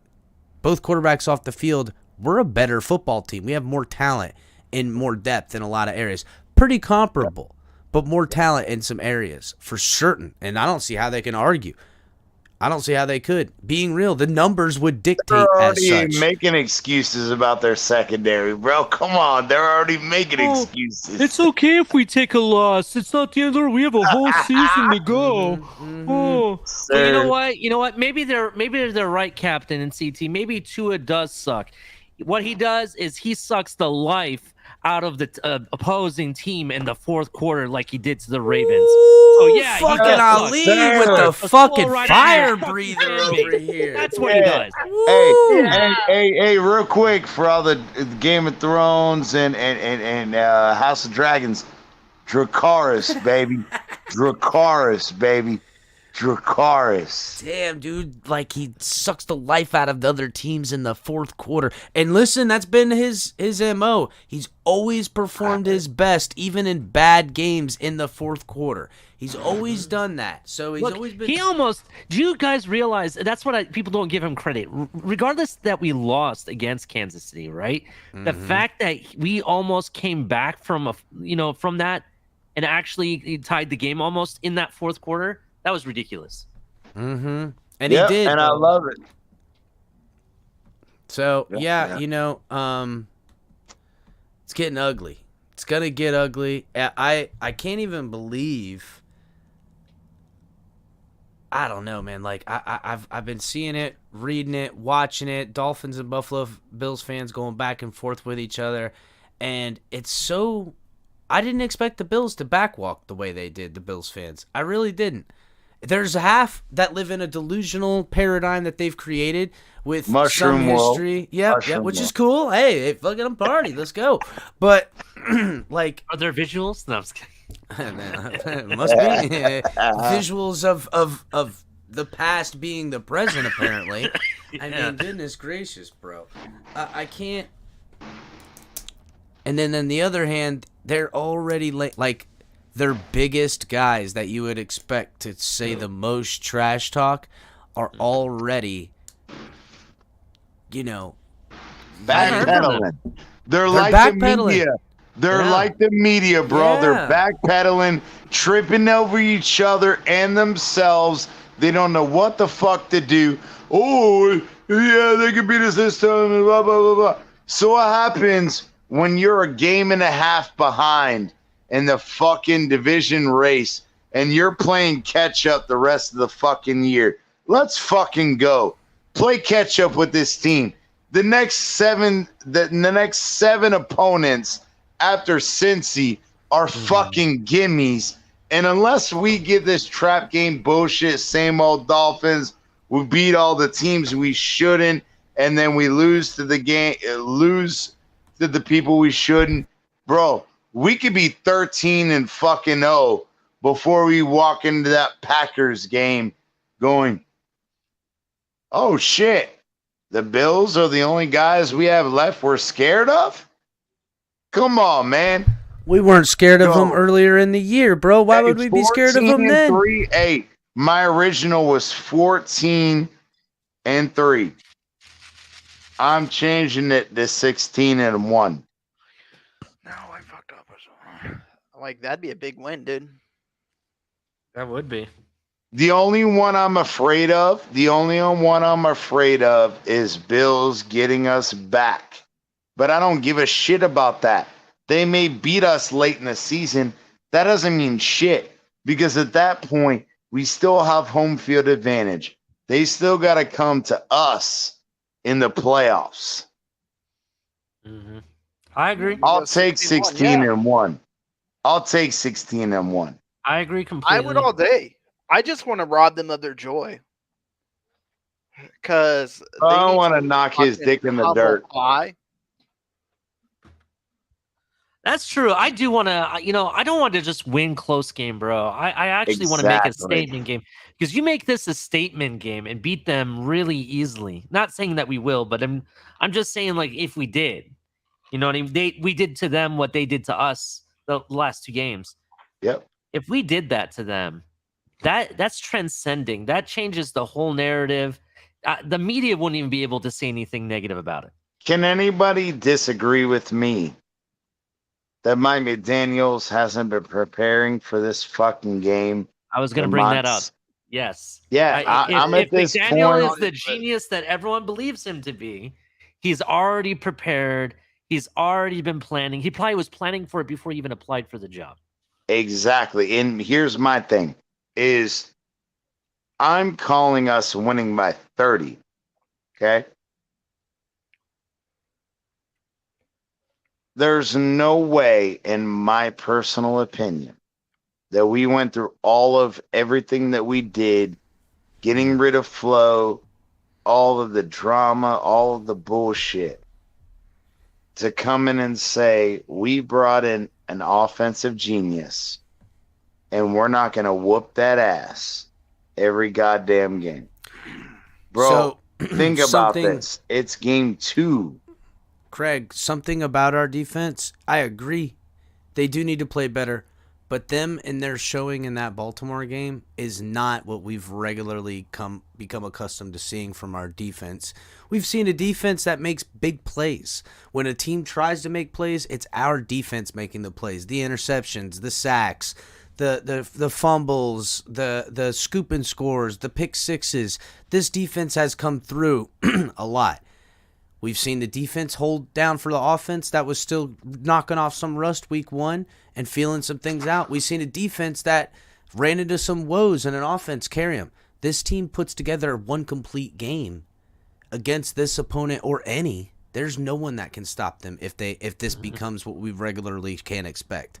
And that's the future here. What's and scary? that's why the Bills fans in particularly have been hard and want to say Tua sucks, which look, I don't mind us Dolphin fans going at each other in context with everything. I don't let any other fan tell me what it is or what isn't about any player on mine. I might agree with them, but I'm not going to let them tell me. I certainly don't let them side against my fans in the fan base. No, that don't work. You know what I'm saying? There's no agreeing. You're not allowed to talk. It's like family business. You know what I'm saying? So with that, they've already showed their cards. They deep down know what I just said is a fact about this team, about talent, about competitiveness, about everything. Their only thing they had potentially going for them is that Tua sucks, that was going to stay the thing, that the offense was going to stay anemic, and that the quarterback was going to stay with questions. They don't want to recognize or realize what they could see is a complete football team with a quarterback that's now taken the steps, because that spells a secondary or worse future for them, looking back up at the Dolphins as they're accustomed to doing. That's the fucking fear. It's a heart fear. That's their own family business, and I'm just going to let them know. It's where their home is Robert. It's where their home is, and it's the truth. And they know it. And they know when they see Von Miller jump ship at the end of the year and go to another team perceived to win a Super Bowl. And they know it when, they're getting disgruntled Stephon Diggs now. And Josh Allen waving, goodbye to people isn't cute anymore. It's embarrassing. It's going to feel like home. It's just, I'm so done with them. Yeah, I agree. And I also think that people try to make this out to be Tua went out and threw 4 touchdowns in 1 quarter. Okay? Mm-hmm. Even if we can ask him a quarter of that proficiency, right? Quarter. 25% of that proficiency. He's still scoring 4 passing touchdowns per game. Okay? If he can get on status and he can get on the tilt, if he's scoring 4 fucking touchdowns a game, he will have 67 touchdown passes. He would have 32 interceptions and have over 7,000 yards. And I'm not saying it's going to happen, but I'm just saying, as a Dolphins fan, if this offense can get it right. Mudbone with the beautiful statement here. The price of folding tables is rising in Miami. They're going to lose their money, brain cells, and their undefeated record. Yes, sir. I mean, let's fucking he's acting go. like they have brain cells to begin with. Yeah, but I mean, they're losing more. Let's be real. I made the analogy. Fair enough. Josh Allen got 2 of them, and they rubbing together. If fucking Melvin Ingram knocks his ass out, have a little bit of spark. The one out of it too. He might get that weird stare he gets in games. You see when he does that, he's like, it's like he's kind of like looking through you, like he's not looking at you. He's kind of like, he's not looking you in the eye. He's kind of just like comatosis. It's like, yeah, it's like, what the hell's going on with that dude? They give him like a bunch of friggin' something in the back. What's going on right now? Looking a little zonked out there, bro. It used to be Toradol. It might be Mendadol now because given Toradol by the USDA, as of yesterday, for y'all who don't know, as of yesterday, the USDA has banned Toradol use during games. Interesting. Why? So listen, real quick. I'm gonna read the results. Toradol is an opiate, and it's been kind of politicized, if that's the best word. It's just the same thing. All it is a painkiller. It's an injection that they give athletes during games. But it's been in high controversy for the last 4 or 5 years. But I'm going to comment to this, Captain. Go ahead. MB41, so Dolphin fans brag like they never had anything nice before. It's all good, though. Bills will humble them in a beatdown like always. Never had anything nice before. It's called 2 Super Bowls, man. Yeah, What's we've in your cabinet? We've had some nice stuff before, bro. That's what's in my cabinet. I'm gonna what's his name, Samuel Jackson voice. That's in my cabinet. What's in yours? MB40. So real quick, the poll, there was a swing there, right around 100 votes, where Hill edged out Waddle, but now it's at 137, and it's Waddle out in front with 43 as the most passing yards. So does MB say might be laid 41 years ago? Is that? No, that's a good one, but I'm not sure. So real quick, I'm gonna play the hype video again. I don't know about you guys, but I'm gonna see this bitch again.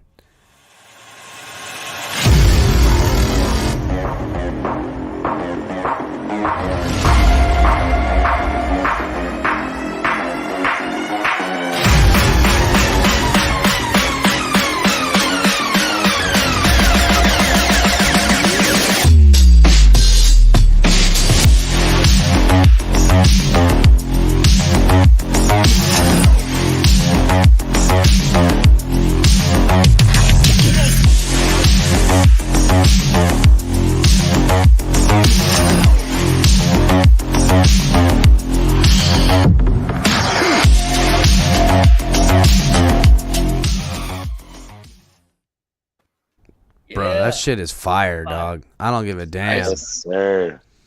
All right, yeah, I'm gonna play MCJB's Miami versus Buffalo hype song. Oh, that was nice. Shout out to Solo shout out D's to- is good too. Both of them. Yeah. All right, here we go.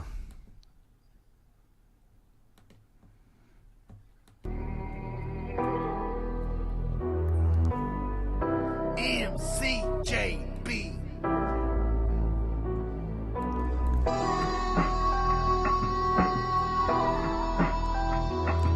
All right. Yo, IBH. We 2-0, it's Tua time. Put in the work, it's time to grind. We taking dubs, he throwing dimes. We at the Hard Rock, we beating Buffalo.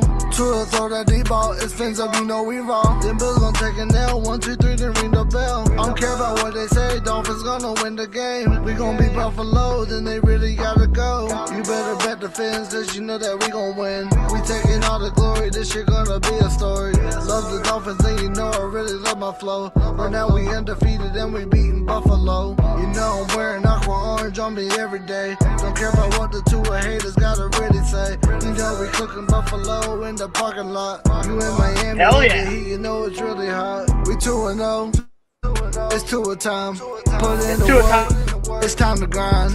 We taking dubs, he throwing dimes.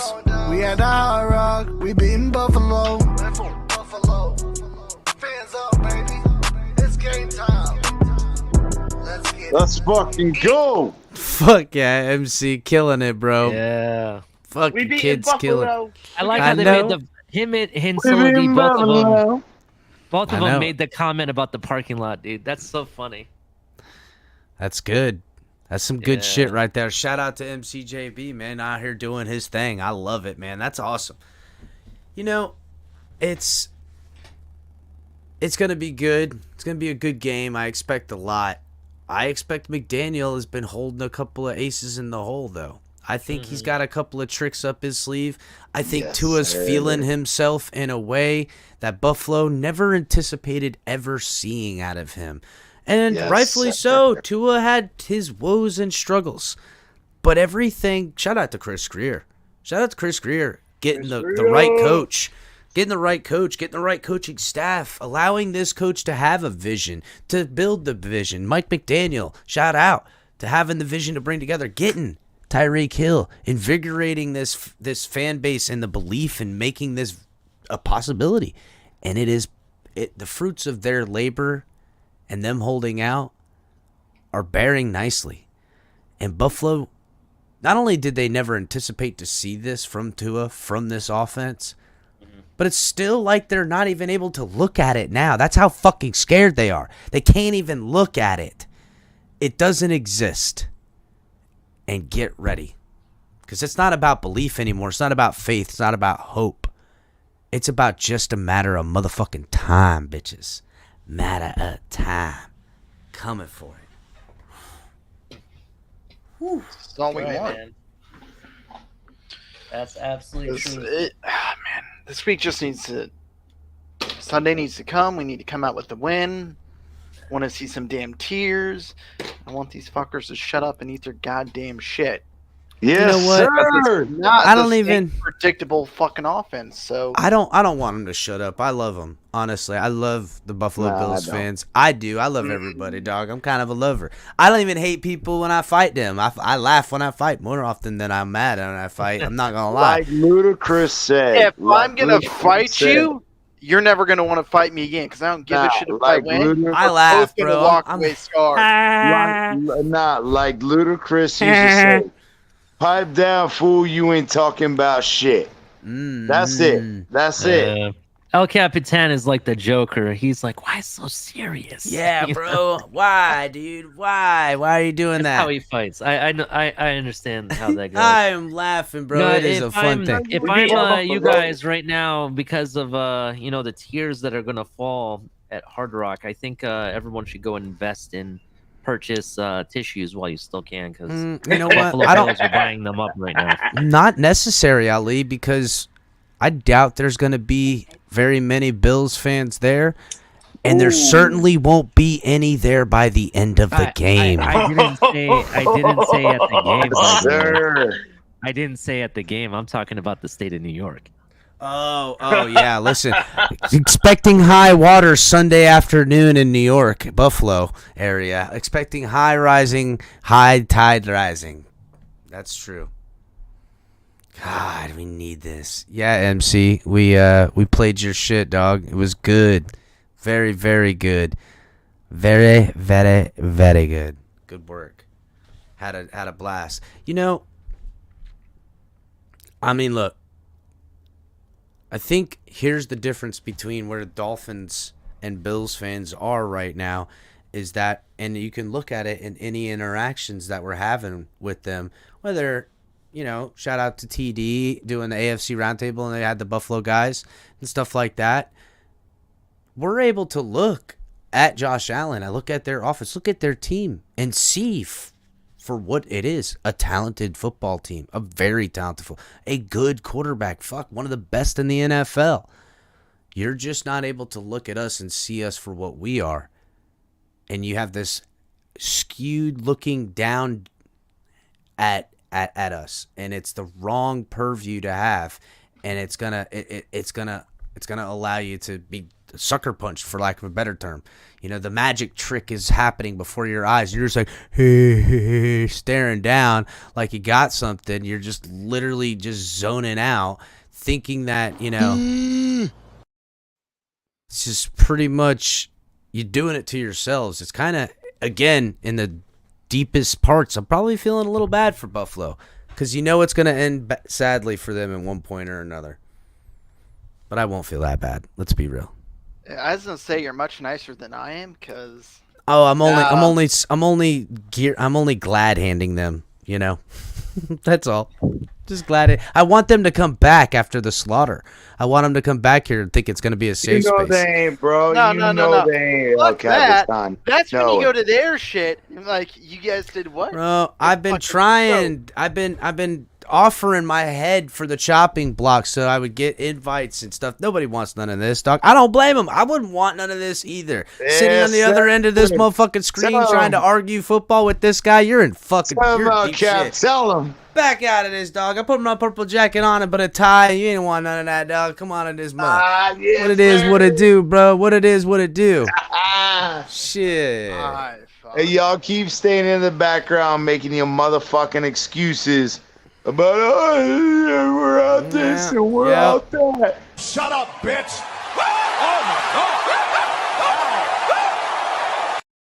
Yes, sir. Tell him again, Cap. Tell him again. Shut up, bitch. Turn that son bitch sideways and stick it straight up. You're getting it. Yes, Exactly. sir, baby. It's a free for all. Shave the booty because we getting in that ass. It's not gonna be pretty.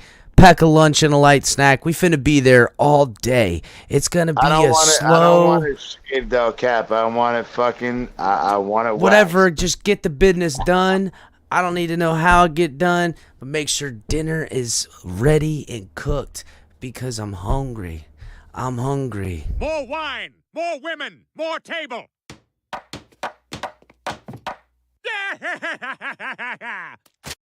I love it. Hey, where's the doctor, baby? Where's the doctor? If he gets none, we don't.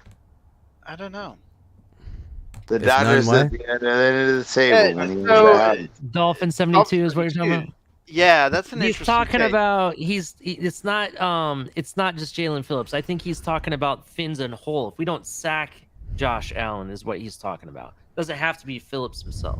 Okay, then I just misread that. Yeah, I had to read it a few times myself. Jalen Phillips 2 to 3 sacks equals Finn win. 0 sacks equals Bills win. That's what he's saying. I honestly, a Dolphin 72. I believe this is a Jalen Phillips type of game. This is where his impact, if it's felt, it is spelling absolute victory for the Dolphins. I don't think that that's the precipice of us losing because I like what I know out of my offense, and to no shame, even if they were at full health on their defense, I would still like what I got in my offense. The fact that they're thin in areas, I'm really liking what I got feel on injuries offense. too, so stop trying to fucking play this Dolphins team like a punk, bro. Stop that bullshit. I'm really liking what it is. CT. I know you're kind of concerned because they keep throwing Jalen Phillips out into coverage, but you know what you do when you have a dog that's really pissed at somebody and you're holding it back, by the chain or the leash, and he just keeps trying to drag away. And then finally you let go of that leash. Him and Melvin Ingram, bro. Him and Melvin Ingram. He's right. You're right. Him and Melvin. No, Ingram. they've been letting Melvin Ingram do it it sometimes. I think you're right, Ali. They're gonna walk up to him. They're gonna have him in this game plan. All this stuff they're gonna say to him right as they're sitting there. Right, hey, coach wanted me to tell you that all day, every day. They're going. The leash is off. The leash is off. Yeah. Leash is off all day, every day. All day today. Come and get it. So you think that? So what I'm saying, without giving Bills no information, fuck y'all, Bills. But let's talk about it. So if we pretend drop him into coverage, and that let him play that spy on Josh Allen. Oh, I think Josh Allen try to come No. in. I don't need him to be the spy. I just need him to, as soon as that ball is hiked, bro, he's just gonna take off like a rocket. But that means we gotta fucking stop this bullshit with Jerome Baker and let the motherfucker look the goddamn ball. Don't count Jerome out, bro. Don't count him out for this type of game. Him using his speed off the edge. Here's the thing, though. The film ain't gonna show them what Jalen Phillips can do that we know he can do is use that speed and length on the edge to get in there and create pressures and sacks. This is the game you allow that to happen. You know that even if you're guessing, even if it's 2nd and 4, 2nd and 3, they're probably going to fucking throw the ball. Yeah. And by the way, Dolphins 72, I believe there was a film breakdown. Hold on real quick, CT. Dolphins 72 says Phillips has 0 2022 sacks. He needs to tighten up. I believe there was a film breakdown that showed that he was getting double teamed every time he was, set at the edge and, going after the QB. So, that might be something there, but I don't know. My second hot take is Xavier's getting his pick 6 because he's still pissed off at himself about I like dropping that. one. I like to that Lamar. also. I like that. I like both of them, bro. But you can't talk to Bills fans that way. How dare you, CT? See, to me, it's Brandon Jones' comeback game on the blitz. Going to catch him sleeping. It's gonna be a 2nd and long, 3rd and long. It's probably gonna come up in a situation where it's a 2nd and long or a 3rd and long, and then they get a flag, and now it's a 3rd and extra long, but just right where they've been hitting something, and he's gonna come up, and you're never gonna see him coming, and that's gonna be one that's gonna drop on the floor, and either he's gonna pick it up and run, or it's gonna be Jalen Phillips. Or Christian Wilkins gonna scoop that bitch, and it ain't gonna be on a shorty. It's gonna be on like a good 40-yard run back by one of the big boys, not one of the smaller cats. It's probably what's going to be. Just like I said earlier, what if you leave Jalen or Holland out in the back trying to help Xavier, but every once in a while, just throw Holland in there. They're not going to be expecting that. I think I said it was yesterday. Eric Rowe pick. Eric Rowe's the guy that I think gets the pick. I think the score, I don't know. Well, we haven't got a pick 6 yet, so it was a scooping score. I just think that, bro, Eric Rowe is going to be our Mark Andrews eraser, just like he was with. I mean, you're gonna be their Dawson Knox, eraser, just like he was with Mark Andrews. Yeah, exactly. Yeah, bro. Yeah. I think I'm gonna be shutting it down in the second anyhow, Ali. If you're jumping out. Oh no, I'm not. Oh. I was gonna say I think Josh Allen is the next Elway, is really on that shrooms, trying to tell me that what's his name, however you say his name, Rosenau or whatever, is the next Reggie White. Gregory Rousseau? Yeah, listen, Yeah. I like Gregory Rousseau. I think he's good. I don't know about next fucking Reggie White now. No, that's a tall order. And rest in that's a- peace, Reggie White, by the way. Rest in Yeah. peace, bro. I Smoking will that say good. Let's go, baby. Smoking will that say- good. Thinking that. I will say this is that when I scouted the two, I'll be honest, that draft, the Dolphins in the first round did exactly what I wanted. I wanted Waddle with the first, and I wanted either Rousseau or Phillips with the second. I had picked Rousseau because I thought there was no chance Phillips would be there with our first pick. And he was. I was flabbergasted. To me, Rousseau is good, can be great. The fruits of the Rousseau tree don't get found till he's like 28, 29 years old because he's such a big dude and all stuff. When his moves and more of his tools in his arsenal and learning tendencies, he's going to be one of those guys later in his career where that overplays his contract and probably gets another big contract. I see that. Phillips and him are two different types of dudes, to be honest with you. He's more of a D lineman, outside edge pass rusher that can be moved inside. Phillips is a guy that you can drop back into coverage. You're not dropping Rousseau and doing those. He's not a hybrid type of guy. He's more of just a edge one-dimensional. dude. Gotcha. Yeah, I don't know about one-dimensional because he can play inside, and I think he will get better, but he's not no motherfucking Reggie White. Let's be real. Yeah, I was going to say, I don't think he's Reggie White, but I will say my hot take, and KCDG is definitely right. I do think this is a breakout game for Cater Kahoo, but I actually have him getting a pick in this game. I like That would be fucking sick. Cater Kahoo doing raising the bar again for himself. I don't know. Maybe it's Needham that shows up today. I don't know. My thing was, I think that we're gonna bring in Eric Rowe to eliminate Dawson Knox. We're gonna have Xavier Howard underneath. We're going to bracket him with Javon Holland. So Stephon Diggs is done. I think that Cater Kahoo can take care of McKenzie, Alexander, and then we have Nick Needham to try to take care of, what's his name? God damn it. Gabe? Yeah, Gabe. Yeah. Bro, I think. Hold up. No, I think it's Kahoo on Gabe, bro. I would put Kahoo on Gabe. What's up? So you're gonna put Needham? You're gonna put Needham on McKenzie? What's I don't know about that. What's up, Robert? MB41's such a fucking dumbass. Can you please pull up PFF grades for corners and find out who the top 5 are in the league? Yeah, go. Ali, could you pull up the PFF grades? Real quick. Michael K says these jokers won't admit they have 4 or 5 Bills. I will admit I do have their kicker on my team. That's all I got. I have one, and that's only one Buffalo Bill on my team. It's the only one that matters, and that's Stephon Diggs. See, Me too. I got Diggs. And I didn't get I don't Diggs. think Josh Allen has the numbers that he has. I don't pick Diggs on purpose. You're right. I am petty. Fuck you. Thomas, what's up, bud? How you doing, Captain?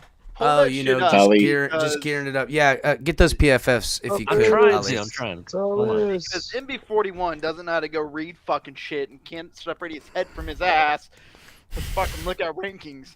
By the way, who the fuck are your corners? Goddamn grocery store baggers? You fucking dumbass piece of shit. Go do your research before you run your mouth. Tell them. They bringing out the guys from Home Depot. They brought the truck up and said, hop in. We got some day work for you. On top of that, I'm not done. Even when we did that shit, we still gave you a game, you dumb fucks. That ain't no lie, bro. That ain't no lie, bro. I'm talking about. See, that's the type of. I'm going to kick your ass. Fucking coaches that can do that when you have to. And actually shut your fucking mouth until you learn to goddamn read. Hey, El Capitan. Right, bitches? What's up, El CT? Capitan knows what I'm talking about. Going picking up at the Home Depot, bro. Daily work, bro. Daily work. He did. You know he did. What's up, Thomas? Man, I'm just ready to see. I'm so sick of all these Bill fans that think that, they're just going to smear our nose in it. I'll tell you one thing I remember is Josh Allen waving bye to a couple of our defensive players. I can't wait for us to wave He's bye. a poor winner, bro. Color is coming for that ass. Color freaking called it. He's like, you know what it is that makes us mad? Is that Josh Allen and the Bills are poor winners. You know what I'm saying? Like, they're punks. You'd be like punk shit. It's like, yo, dog, you're the fucking Browns. You're the Bills. You're the dredges of franchisedom. Don't act like you've got something to stand on, some sort of pedestal, because you found a little bit of something as of recent. It's unbecoming, and it's irritating because I feel like we took our eye off the ball and keeping them in their place. Shit. Hey, if we thump them, they're just going to come around. They're all going to say, "Oh, well, we were hurt. It's not a reason. We're hurt too, man." Get that We got fucking injuries shit anymore. Yes, sir. No, fuck that. Because if you want to come in and you want to be a dipshit and sit there and say we're such pieces of shit, we have no one. Fuck you when you lose, or when it's even close. Because if you make dumbass statements of we have no one and we're just burnt toast. Listen, fuck you if you don't Xavier Howard is an all-pro, multiple-time Pro Bowler, and is not like he's fucking banged all up. I mean, it's just ridiculous. I mean, and not only that, but Javon Holland is the next thing at safety. He is. Anyone who doesn't believe that, well, you're gonna look like an idiot over time because the fucking kid is cracks good. me up that again. So, out of the last 4 times we have faced the Buffalo Bills, 2 of them, Byron Jones was not on this team, okay? Secondly, the 3rd time Byron Jones was on this team, he was injured, and y'all burned Noah like he didn't know what the fuck he was doing. And Bro, that's what they think there's a team of Noah Igbinogheni's, CT. Thank you. Exactly, bro. Stop it. Stop it. So we're about to show your rookie corners. Bro, Noah's going to be sitting on the fucking bench crying his eyes out because he's a good little bitch. Oh, Captain, I actually don't have access. Hold on, to CT. You don't have it? Yeah, because you have to be like a member and stuff, and it's kind of hard to find. What's up, Dolphins Pete? Hey, El Capitan, how was your show, man? Oh man, you know what it is. We're tearing the Bills a new asshole, buddy. That's what time it is. I'm more optimistic than ever, right? Yeah, right. Yeah, we bro. done We're roofied getting him in like Batman. We done roofied him like Batman. You heard that, CT? That shit was crazy. I'm telling you, we're straight just ripping into them. These Bills, even dating back to the preseason, I tried talking some sense to them. I said, listen, you guys are looking through the Dolphins. Who do you think you are? Who do you think you are? You're infamous with failure. That's the freaking pillars of your franchise is the failure it's built upon. And because you found some success, even good success in the NFL, but the crow about the beatings your offense and defense did to a team that was only lopsided on one side of the ball with poor coaching and offensive game planning. I mean, come on, bro. It's just they refuse to see the team that we are and only want to believe that they're the team they've seen. Yeah, well, I witnessed the game in Baltimore, and I got to say it was Tua's breakout game. So I'm down in the record that this was the breakout. But not his ceiling. Not his ceiling, but it was the breakout from resistance. No, bro. Imagine even if we get half that potential out of fucking 4 quarters, that's 8 touchdowns. If you're talking about 1 fucking quarter, you're talking about 4 touchdowns. We're not talking about 8 touchdowns. That's just unlikely. Here's the likelihood that he doesn't have the woes earlier on, and the defense isn't even more likely. The defense isn't having woes. We haven't seen that very often from the defense. That the team plays a complete game, and this team becomes completely different in how you have to play them and deal with them. And I'm sorry, but the Bills football in a way that we've seen the Dolphins win games with Tua playing, I don't even want to say pedestrian, but really doing all that the offense could allow at some points. So according and to still win those games. Now, with the ceiling inability and the obviously risen floor, with the defense we got, fuck, bro, you guys are in trouble. Everybody's in trouble. Yeah, that's what I'm trying to say. Go ahead. Hold on, CT.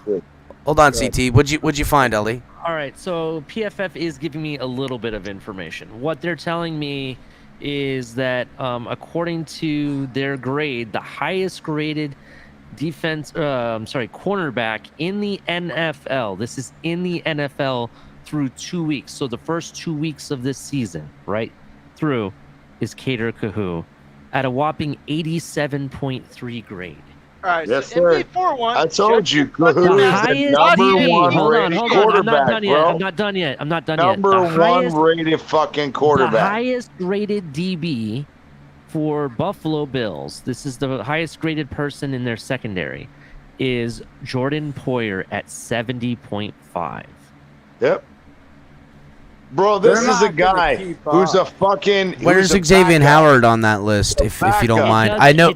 This guy is a fucking It gives me some backup. highlights, and it basically says what our power rankings is as a secondary. Agree, but what I'm saying is this guy's a fucking backup, and even in limited snaps, he's had more game-changing plays than fucking Poyer or any of these fucking cornerbacks that we're about to see, bro.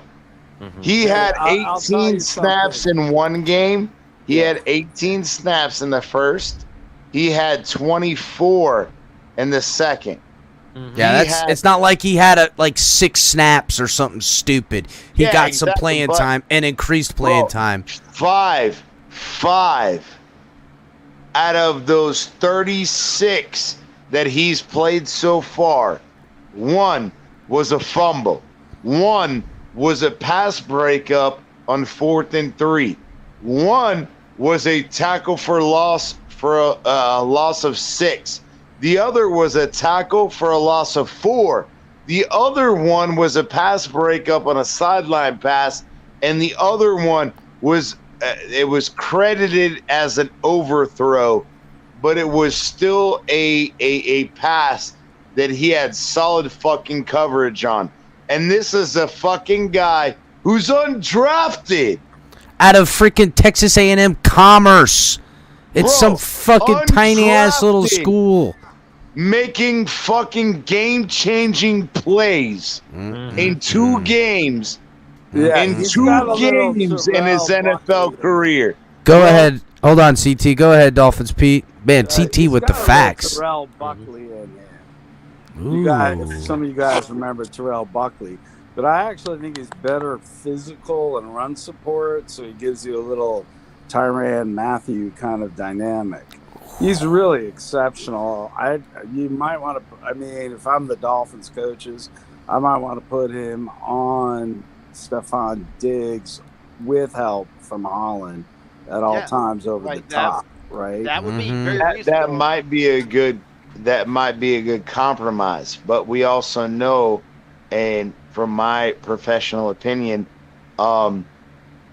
Xavier Howard, if this is a re-aggravation of the growing injury from last year, I don't know when he had it, what happened, what caused it, but keeping him short and allowing him to do what he does best as far as anticipation is a good idea. And I got to go after you.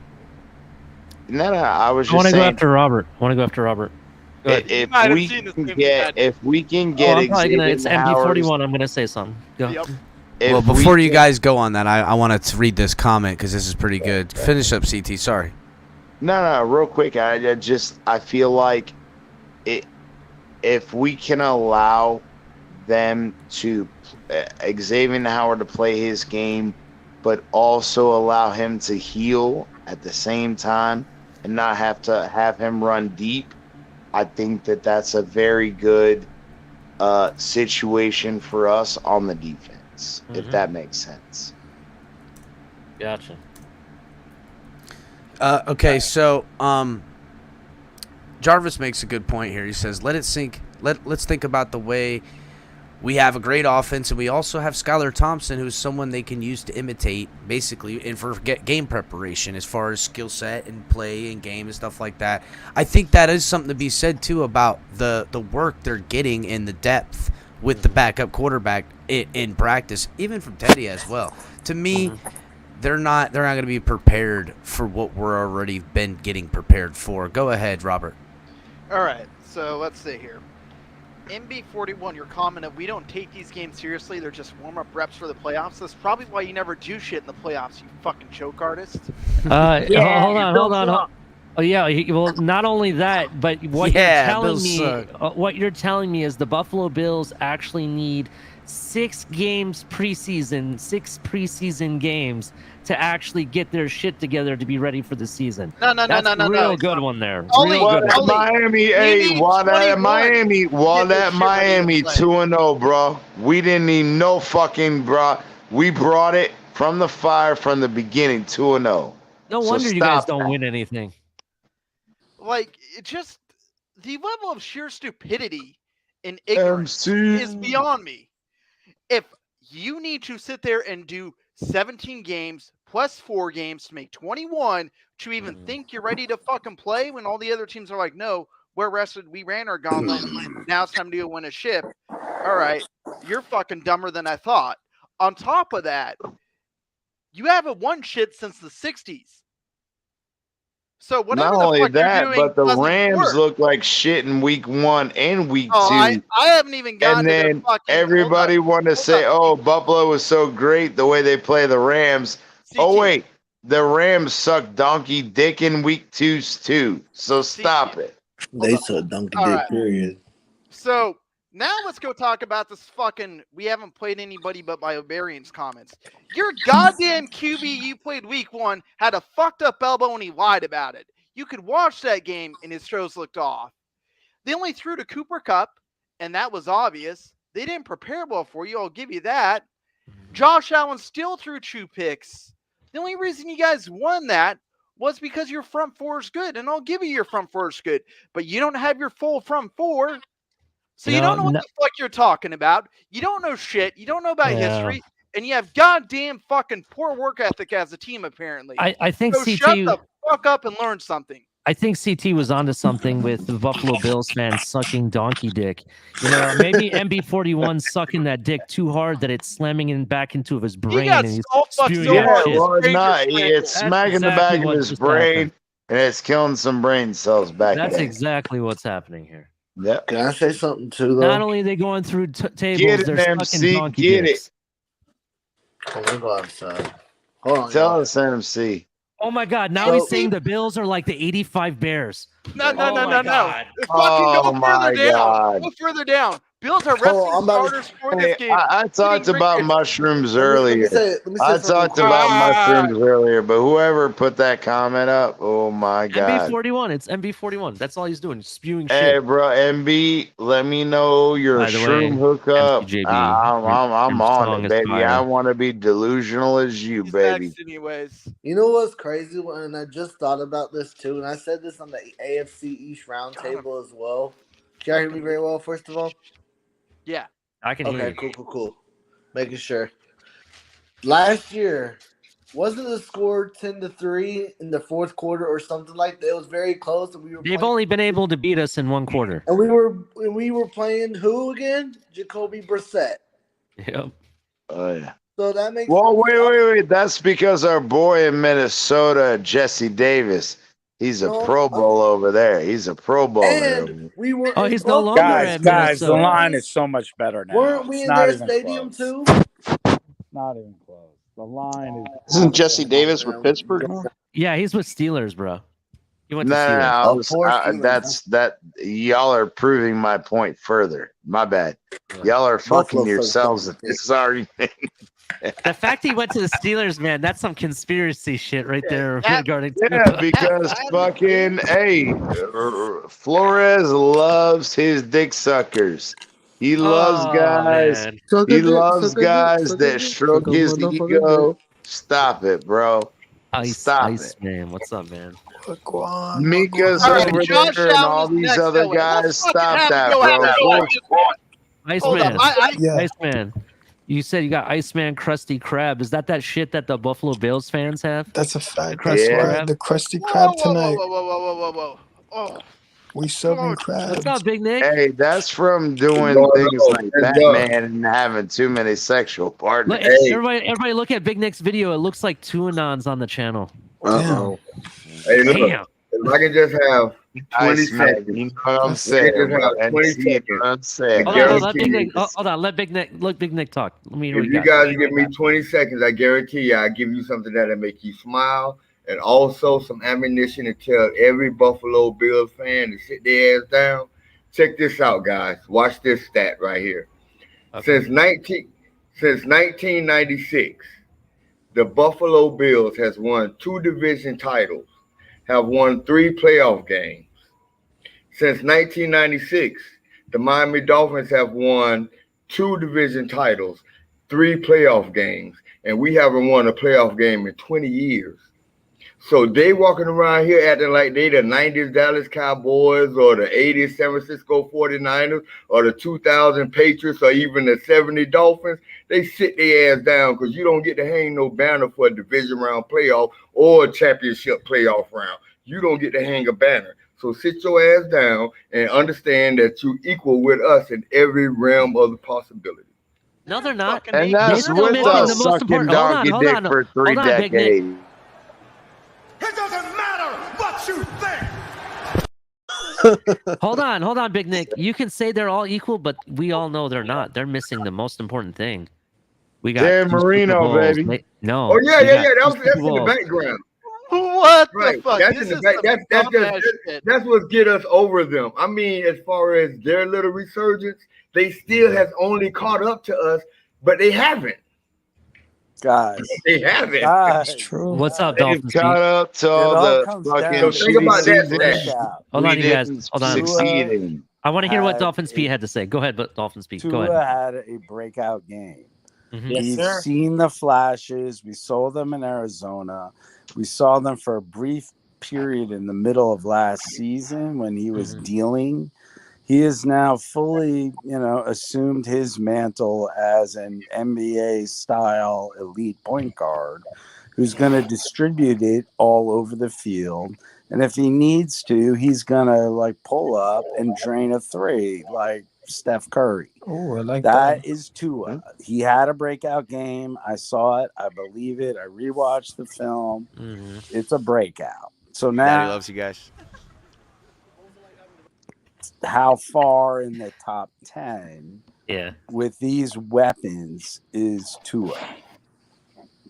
That's the only question. And I said this, bro. Just Spitting imagine. friggin' This facts is right game now, Dolphin Pete. And I'm also Where saying this, where bro. is the ceiling? Hold up. Because to me, if that is not the ceiling, because you saw how they came out in the first half. Exactly, and this is where I'm trying to say. Hey, hold up, Bro. hold up. Hold up, CT. Hold up, CT. Go ahead, Robert. All right, MB41. You got some shit to say. Get your fucking ass up here like a man and say it, because you ain't saying shit that's actually factual at all. So get the fuck up here and back it up with facts, or shut the fuck up, because you don't have it. They can't, if man. you want to sit You're out wasting ass your down energy. and watch yourself get wrecked, go for Bro, it. don't talk to the type and let him come on. If you don't come on, Robert, I gotta go. Robert, you know he won't come. You know he won't come up here because no, Wait, what is going on? no. It's because his grandma said he had to go to bed. Wait, a Bills Mafia? That was messed up. Look, until they your ally. You merely adopted the dark. I was born in it.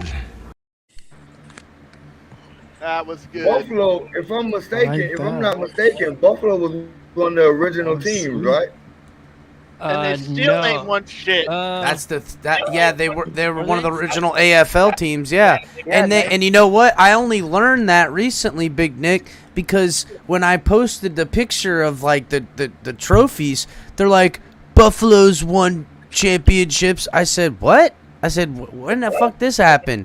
Now, meanwhile, all I've been hearing up to that point is how the Dolphins' 2 Lombardi trophies don't count.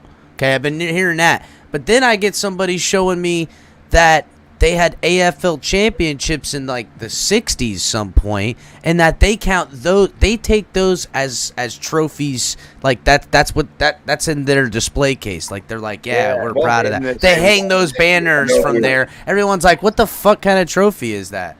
Yeah, And exactly. MB41, before you're gonna spew, war when nobody gives a MB41, fuck about There used to football. be. hold on. MB41, before you're gonna spew false narrative that the Ravens secondary gave up 5,000 plus yards in the last 19 games. Thanks. It only took Tua 3 whole quarters. No, Tua, I believe, who won the last game against the Ravens last year? Dolphins. Oh, we did. Who came in for Brissett? Oh, Tua did. Oh my God. Who's 10-1 in the last 11 games? Oh, the Miami Dolphins. Oh. Who Hate us because they who ain't us. ended the who ended Exactly. They hate us because they ain't us. So it wasn't 5,000 yards over 19 games, bitch. No, we made them run 6,000 yards in one fucking game. So Yeah. if you want to talk about an absurd number, tell me the last time your fucking DBs had to run 6,000 yards. I'll wait. I know when they're going to. I know is when to why- see it happen. To do to Buffalo. Which That's is it. why Same I'm thing ready that to happened watch with the Ravens. this team fucking peg Buffalo in there's the 4 ass teams in that division. and take it There's 4 every teams in that damn division. way. Only Damn. one team has never won a Super Bowl. Yep. MB41, That you bitch don't is know a what you're 10, and talking I'm about. still You need to taking her watch in The the ass. Colts have more Super Bowls in the AFC East. And I Didn't the don't give a Colts shit about win that the one in the Yeah, AFC yeah. East? Yeah. Didn't the Colts win a Super Bowl in the AFC? Hey, so Hey, just I gotta go. Baltimore I won gotta the, go, AFL. and I want to leave it at this. All right, I gotta go ahead. go. I love y'all. The Buffalo Bills coming out here looking like a 10, right? A 10. Yep. And when we whoop that ass, everybody's gonna go, they looking like a 2. He looking like a man from the fucking Saturday night shit. No. Y'all want to talk about they were Super Bowl contenders and they in it. Oh Lord. I don't give a shit about their injuries. We got injuries too. I When know. we whoop that ass, y'all motherfuckers better be talking about us in the Super Bowl conversation. Man, And they if you're still not not, gonna give you then you respect. shove You know that that. butt plug. You shove that butt plug Yep. right up your ass, and y'all go fuck yourselves. Damn, dude. Y'all. CT, take it easy, CT. Hey, I got something else to say to them. Where are you? I'm in a glass case of emotion. MB41, instead of embarrassing your fan base, why don't you actually research your takes before you make them? Wait, is MP here? And especially now that he's trying to say that Tua struggled against a horrible joke secondary that the Ravens had. Well, listen to this. The Ravens secondary is actually ranked 13th in the league, just so you're aware, with Marcus Peters and Humphrey. Where Listen, you guys, why is anybody listening to my bitch 41? I mean, Hold up. Everybody chill. So Josh Allen, secondary is ranked 22. El Capitan. Right. El Cap. Yeah. El Cap, I want to leave out one part. Hold on, guys. Let Pete get his last words in real quick because he's gonna bounce. Yeah, give me the last words. Thank you. Give me my last words. I love you all. Hold on, Big Nick. I'm gonna throw it to you. Pete's outie. We're gonna set the record straight this Sunday. What we're gonna do is we're gonna run a track meet and we're gonna rotate wide receivers. I hope Eric as a comm is activated, if nothing else, to run your rookie cornerbacks all over the field in 82-degree heat in Baltimore. But remember, it was so bright and sunny because I was there. We were melting, right? Like, people had to take sun breaks. And that was only 82 degrees. And what the Dolphins did is their fast receivers just wore the thin depth of Baltimore. And even the heroics of that safety they had could not stem the tide because everyone got tired and made mistakes. Now we're going to play in Miami. I don't know what the forecast is, but it's going to be feel hot. like 103. That's Yeah. what it's going to feel like. That's totally It's gonna be a muggy to our bitch. advantage. We're It's gonna gonna- wear It's not the even the heat, it's the out. humidity. Mm-hmm. We're All gonna right, Dolphins, wear Pete. them out. And Later, then Dolphins, Pete. bombs away. All right, guys. Fins up. Nick, let Later, me go bud. after. Am I right, bitches?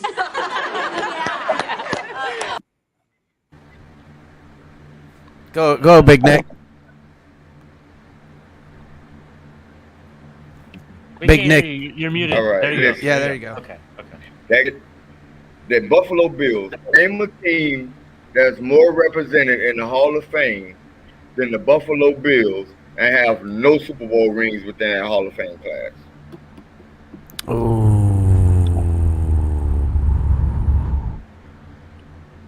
Ugly. Hey, y'all boys have a good night. I'm out.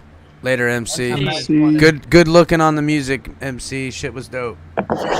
Yeah, you know, it's been a sadness, Big Nick, what you point out, but that was kind of like we let it fester. Their sadness now has turned into self-righteous bravado with no history to build it on, and only more failure in their recent present. To then be so bold as to look right through the Dolphins, it's just insulting, bro. It's insulting. And the remedy comes today with a nice slice of humble pie. Comes tomorrow Sunday. Jarvis Laza, whoever filmed that video that stated that the Raiders beat us in the Super Bowl must have been a Buffalo Bills fan. Brainless. Yeah, that's crazy. Go ahead, Robert. Hold up real quick. All right, John Elway. We aren't fucking hiding. There's a pregame, a during the game, and a postgame. There's a couple of them. So if you want to find us, it's not hard. We'll be around here at the same point in time. You want to come up and have a conversation and actually bring it back? I'm for you on that. You want to come up and talk the same dumbass shit that MB41's spewing? That's fucking fake lying ass shit and some trolley ass bullshit shit? Wait, I'll is treat this a you like Bills a fan fucking or a troll. Dolphin fan? So if you want to sit there and be like, I'm the next Elway, go ahead. It took him almost 20 years to fucking win anything anyways. So if you want to wait that long, go for it. Bills fan can just go up to Orlando on Orange Blossom Man, bottom Trail. line, all their greatness leads to failure. My bitch 41. All their greatness is tied to failure, Big Nick. Fuck that. They don't have All their greatness leads Yes, to they do. failure. Their moments of greatness are about failure, and it's looked as like it's hung up. Hey, What is it? someone's sucking on a dick, still a joke artist, man. Damn. Coming at it. It's like, okay. Robert, It's I hope going to at see you it. tomorrow, bro, because tomorrow we should just let loose. I Bro. like it. Yeah, though. Saturday night is gonna be Saturday Smoke with Ali is bringing it like extra. Big Nick, did you see the new video that we got? The Dolphins hype video for the thing, the intro thing that HB made. Did you see it? Yeah, check it out. I think it depends on.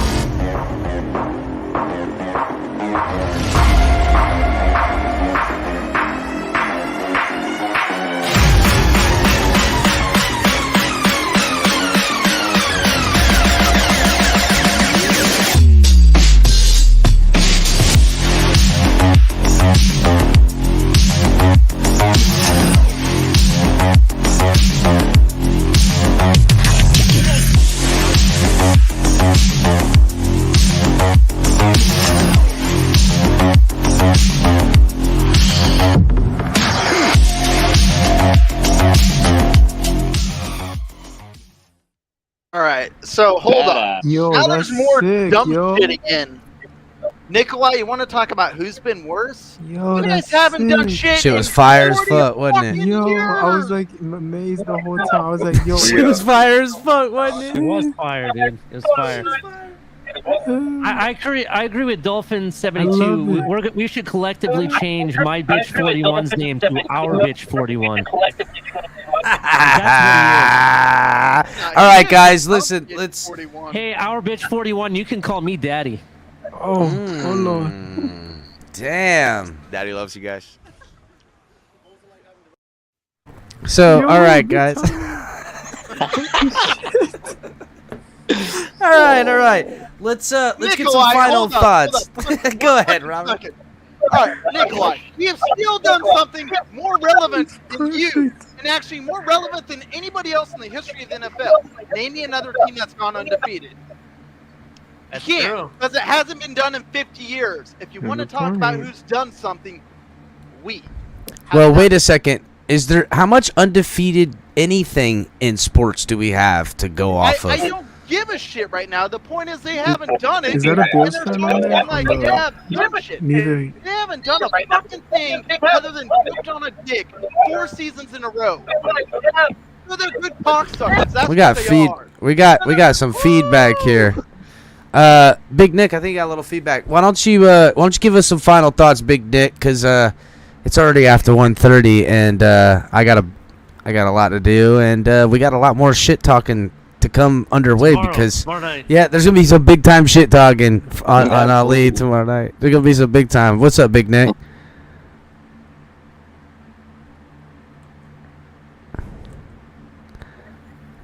There you go. There you go.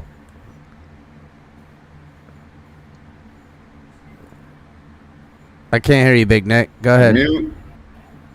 Yeah, no, you're good. I can hear you now. Offensive line to give me the performance they gave me last week. For that offensive line to give me what it gave me last week. If that happens, I like my receivers. I like Gesicki. So we'll see how it goes, but I'm confident. 100%. I agree completely, Big Nick. The offensive line actually did very well.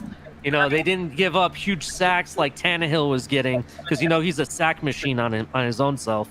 So I agree with you. They give that, and I think we're in really good position. Yeah, Peace Big out, Nick. guys. Friends up. Later, brother. Take it easy, man. Ends up. Big Nick. Yeah, Thomas. What's up? Daddy loves you guys. Team, and they're gonna bitch slap Josh Allen into 2 picks. Ooh.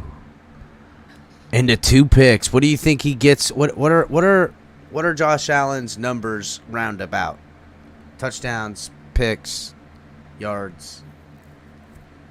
I think that he's going to put up numbers like he did when we played him at Buffalo, because that's about when our defense was healthy. And I mean, not that they're healthy right now, but I think we've got some players in that defense.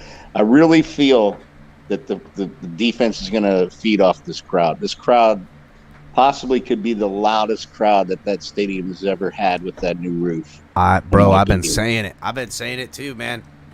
I don't think anyone's going to be prepared. Defense is going to take it to another level and feed off of that crowd. I used to remember when in the Orange Bowl, and those closed in. Now that stadium ain't the Orange Bowl, but I remember in that closed in, it was a bitch for any damn offense. These fans could get very loud, and bro, when you left the Orange Bowl, Thomas, and I was young, but it was like this hum was left in your head after you left when you were walking. Like everyone was still yelling outside. Everyone lost their voices, but they're all still yelling because that's the only way to get any sound out. And it was like this hum in your head because of how it reverberated in that bad boy afterwards. And not only that, but they used to stomp on the floor, and it used to sound like thunder. That place, I'm telling you.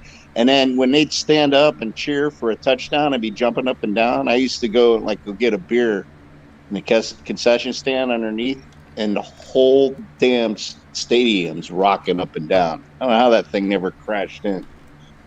But it sounded like thunder when they'd start stomping their feet on the ground. It was, and I can remember I was at that Monday night game with Jaworski where he was being a little bitch and he wouldn't hike the ball. Like it was like 6 times they kept stopping the game, and the announcer came on and saying that they were going to give us a unsportsmanlike penalty. The crowd, and Shula's trying to calm everybody down. Then he threw a pick 6. It was a great game. And not only for us, but for the Canes too. It was a pain in the ass when these offenses were stuck in that closed end of that stadium trying to come out from it. And I know that Notre Dame game against the Canes was probably the loudest that stadium's ever been, but I have a feeling it's going to be louder than this one. All right, Thomas. Well, we'll see you tomorrow, man. Come around. Yep, I will be here. I'll be doing some more shit talks with my bitch there. My bitch there you 41. Go. All right. Later, Thomas. So, Greg, you still there, buddy? Ain't heard from you in a Yeah. sec. What's going on, man? Why don't you lay into the Bills suck one more time and let us know what you got for some there's stuff. not much to say. The Bills suck. They're a bunch. The fans are a bunch of losers. They live in their brother's basement. They jump through waiting tables. They cover themselves in ketchup and mustard like hillbillies. Hillbillies. Their quarterback's a loser. I'm sorry. I have to make the Bills because they suck. Oh, I can't hold it in. Damn, dude. Anyway, we're gonna beat the Bills, and we're gonna be number one in the AFC and in the AFC East. It's time to run this East, and yeah, that's pretty much all I gotta say. All right, Greg. We'll see you tomorrow, buddy. Be prepared. Yep. See you tomorrow. Greg's tickled pink, man. I mean, Greg's literally. I mean, he's in it. Robert. All right, let's see. So, to MB41, John Allen is the next LA. You're both little bitches because neither of you had the balls to come up here and have an actual fucking debate, and all you want to do is spew trash. By the way, the little fucking stat sheet you put up there, you're still going to fucking lose. I thought it was going to be a close game, but fuck that. You're just a fucking idiot. So... Damn. Like, change fuck predictions. It's you, gonna be a beatdown. You're gonna fucking die. Like- Josh Allen is gonna be out by the third quarter with injury. That's what he's saying now. You know, it's fucking done. Coming for that. Like, you are just dumb sons of bitches. Who the fuck dropped you on your head? Who the fuck took your balls and put them in a jar and said you can't have these, along with your brain? Because you won't come up here and have a fucking legit conversation. Along with your brain. Like, God, you're driving me fucking nuts. You absolutely are. I would love to sit there and have an actual intelligent conversation based upon points and merits. But with fucking dipshits like you, it is impossible. You're dumb as shit. And I can't help you. So shut the fuck up and go read to get a third grade education. You might be able to actually come up with some analytics that support a thought process. Because you don't have them. And then your takes on fucking history are whack-ass shit too. You want to talk about potentially resting starters? Let's be real. We know you don't have the balls to do that because you're just a scared little bitch. You want to also sit there and have a radio station that talks about, we're going to go undefeated. The fuck that's going to happen? That ain't never happening. I don't even think The Bills Chiefs fans are even. gonna make you fucking choke on a goddamn dick like They'll nobody's be business. 'Cause they'll you're be still long Mahomes' beaten bitch. before they even think about the Chiefs. They're gonna be limping by the time they Wait, get the to Bills that said they're going undefeated? The Their Bills? radio station. Yeah, proclaimed they're he gonna go said they're undefeated. going 17-0, bro. Oh my god. Yeah, Buffalo it's- is on it's- some other shit then. Yeah, They're on some other shit, bro. that's ridiculous. It's beyond dumb, and this is why I've just had it with some of this shit right now. Fucking, now I'm all caught up. You can't have a fucking intelligent conversation with stupid. And if this is how all of Buffalo is, I don't feel know what sorry the for fuck them. happened to Dan. I'm happy Dan got out of there because he's an intelligent person I can actually have a conversation with. But the majority of you fucks are dumb, stupid sons of bitches who don't know when to shut the fuck up. For the love of God, go read. Get a fucking brain. Damn. Do something other than light yourself on fire and fall through a fucking table because you don't know how to walk. Look, that I'm sorry, movie. tying your shoe was hard. It's not my Yeah. fucking problem. Grow the fuck up. Goddamn. Are you stupid or something? Stupid is, stupid does, sir. Dude, Forrest Gump was still smarter than some of these dumb fucks. That's a fact. That's a fact. Like, Oi. man, when you can... God, I can't wait till this fucking game's over and these goddamn dipshits are out of our way. Buffalo Bills fan live footage of Buffalo Bills fan at 4:01 p.m. Sunday.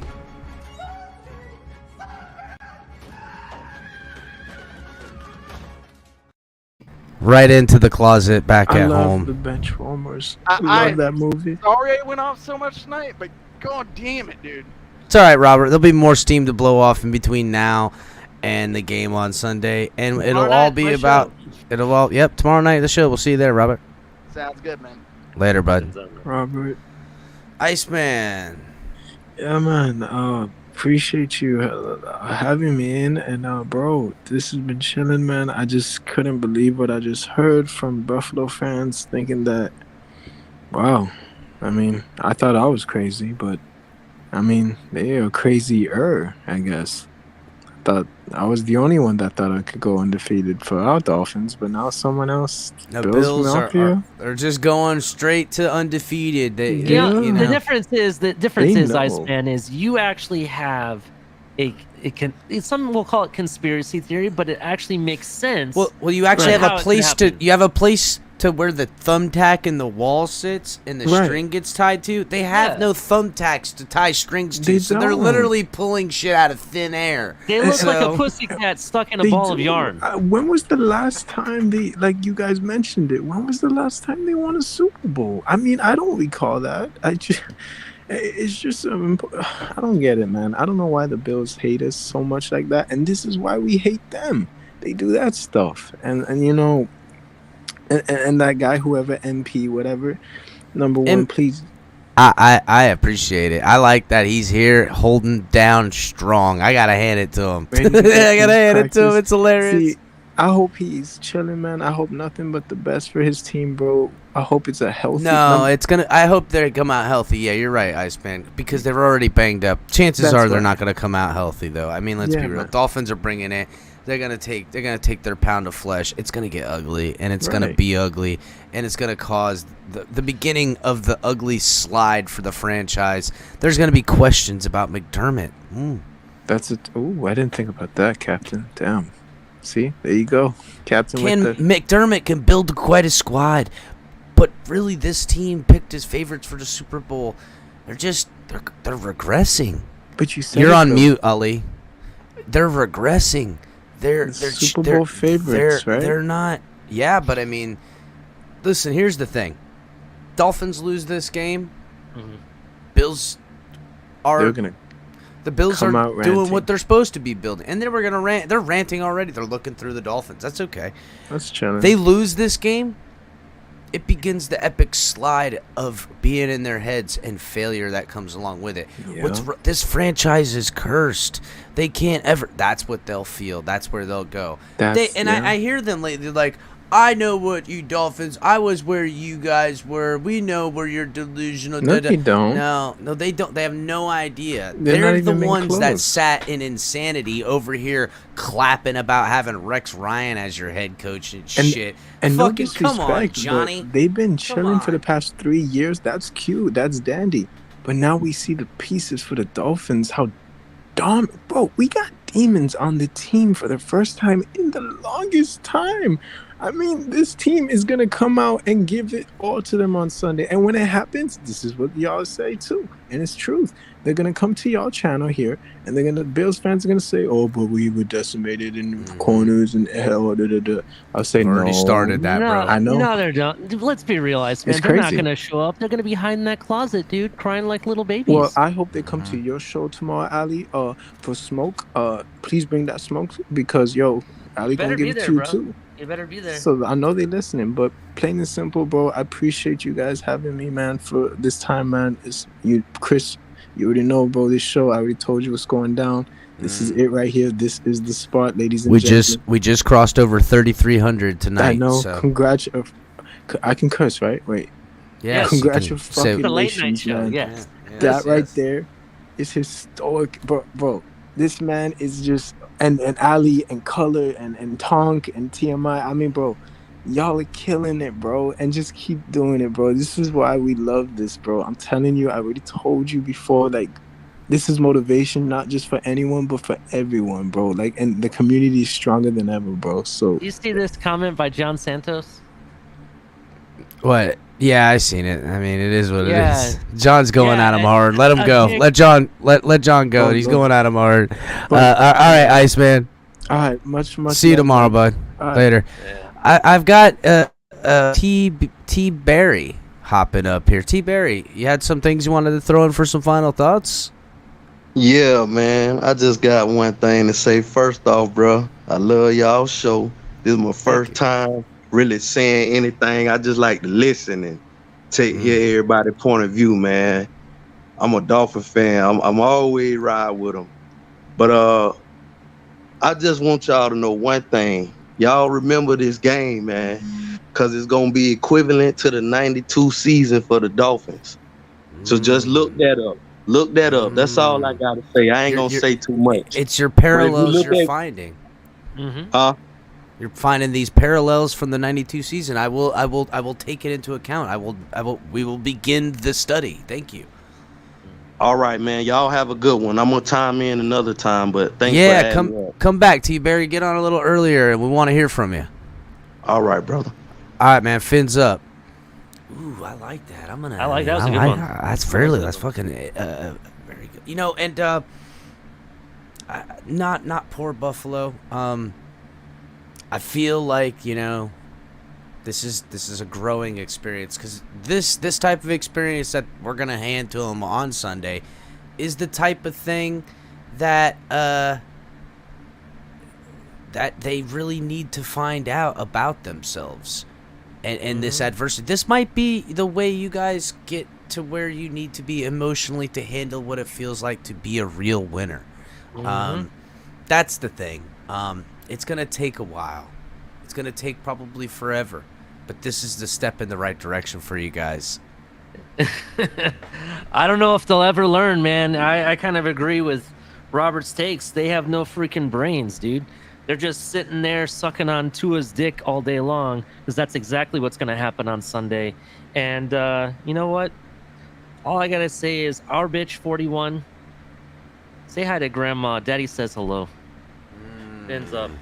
Later, Ali. See you, bud.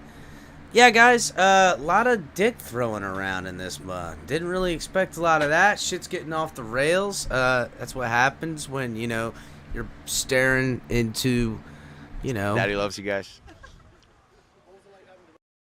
It's going to be a hard pill to swallow for Buffalo fans to have to rue the words to the Dolphins. They sat there and just hung so hard on the fact that Tua had his struggles, and that, you know, they could lean on that to being how they can look through us, and they continue to make the mistake to think that there's not this progression on our offense. That's okay.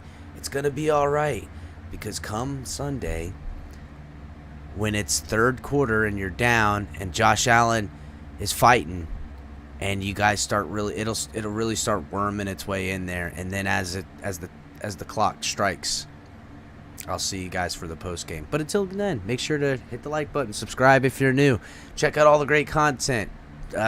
Typically, it's not so venomous with all the adjectives and the fighting, but it's all in good sport. I appreciate everybody who donated, even you Bills fans. I'm glad you guys come around. We'll see you guys next time, and fins up, everybody.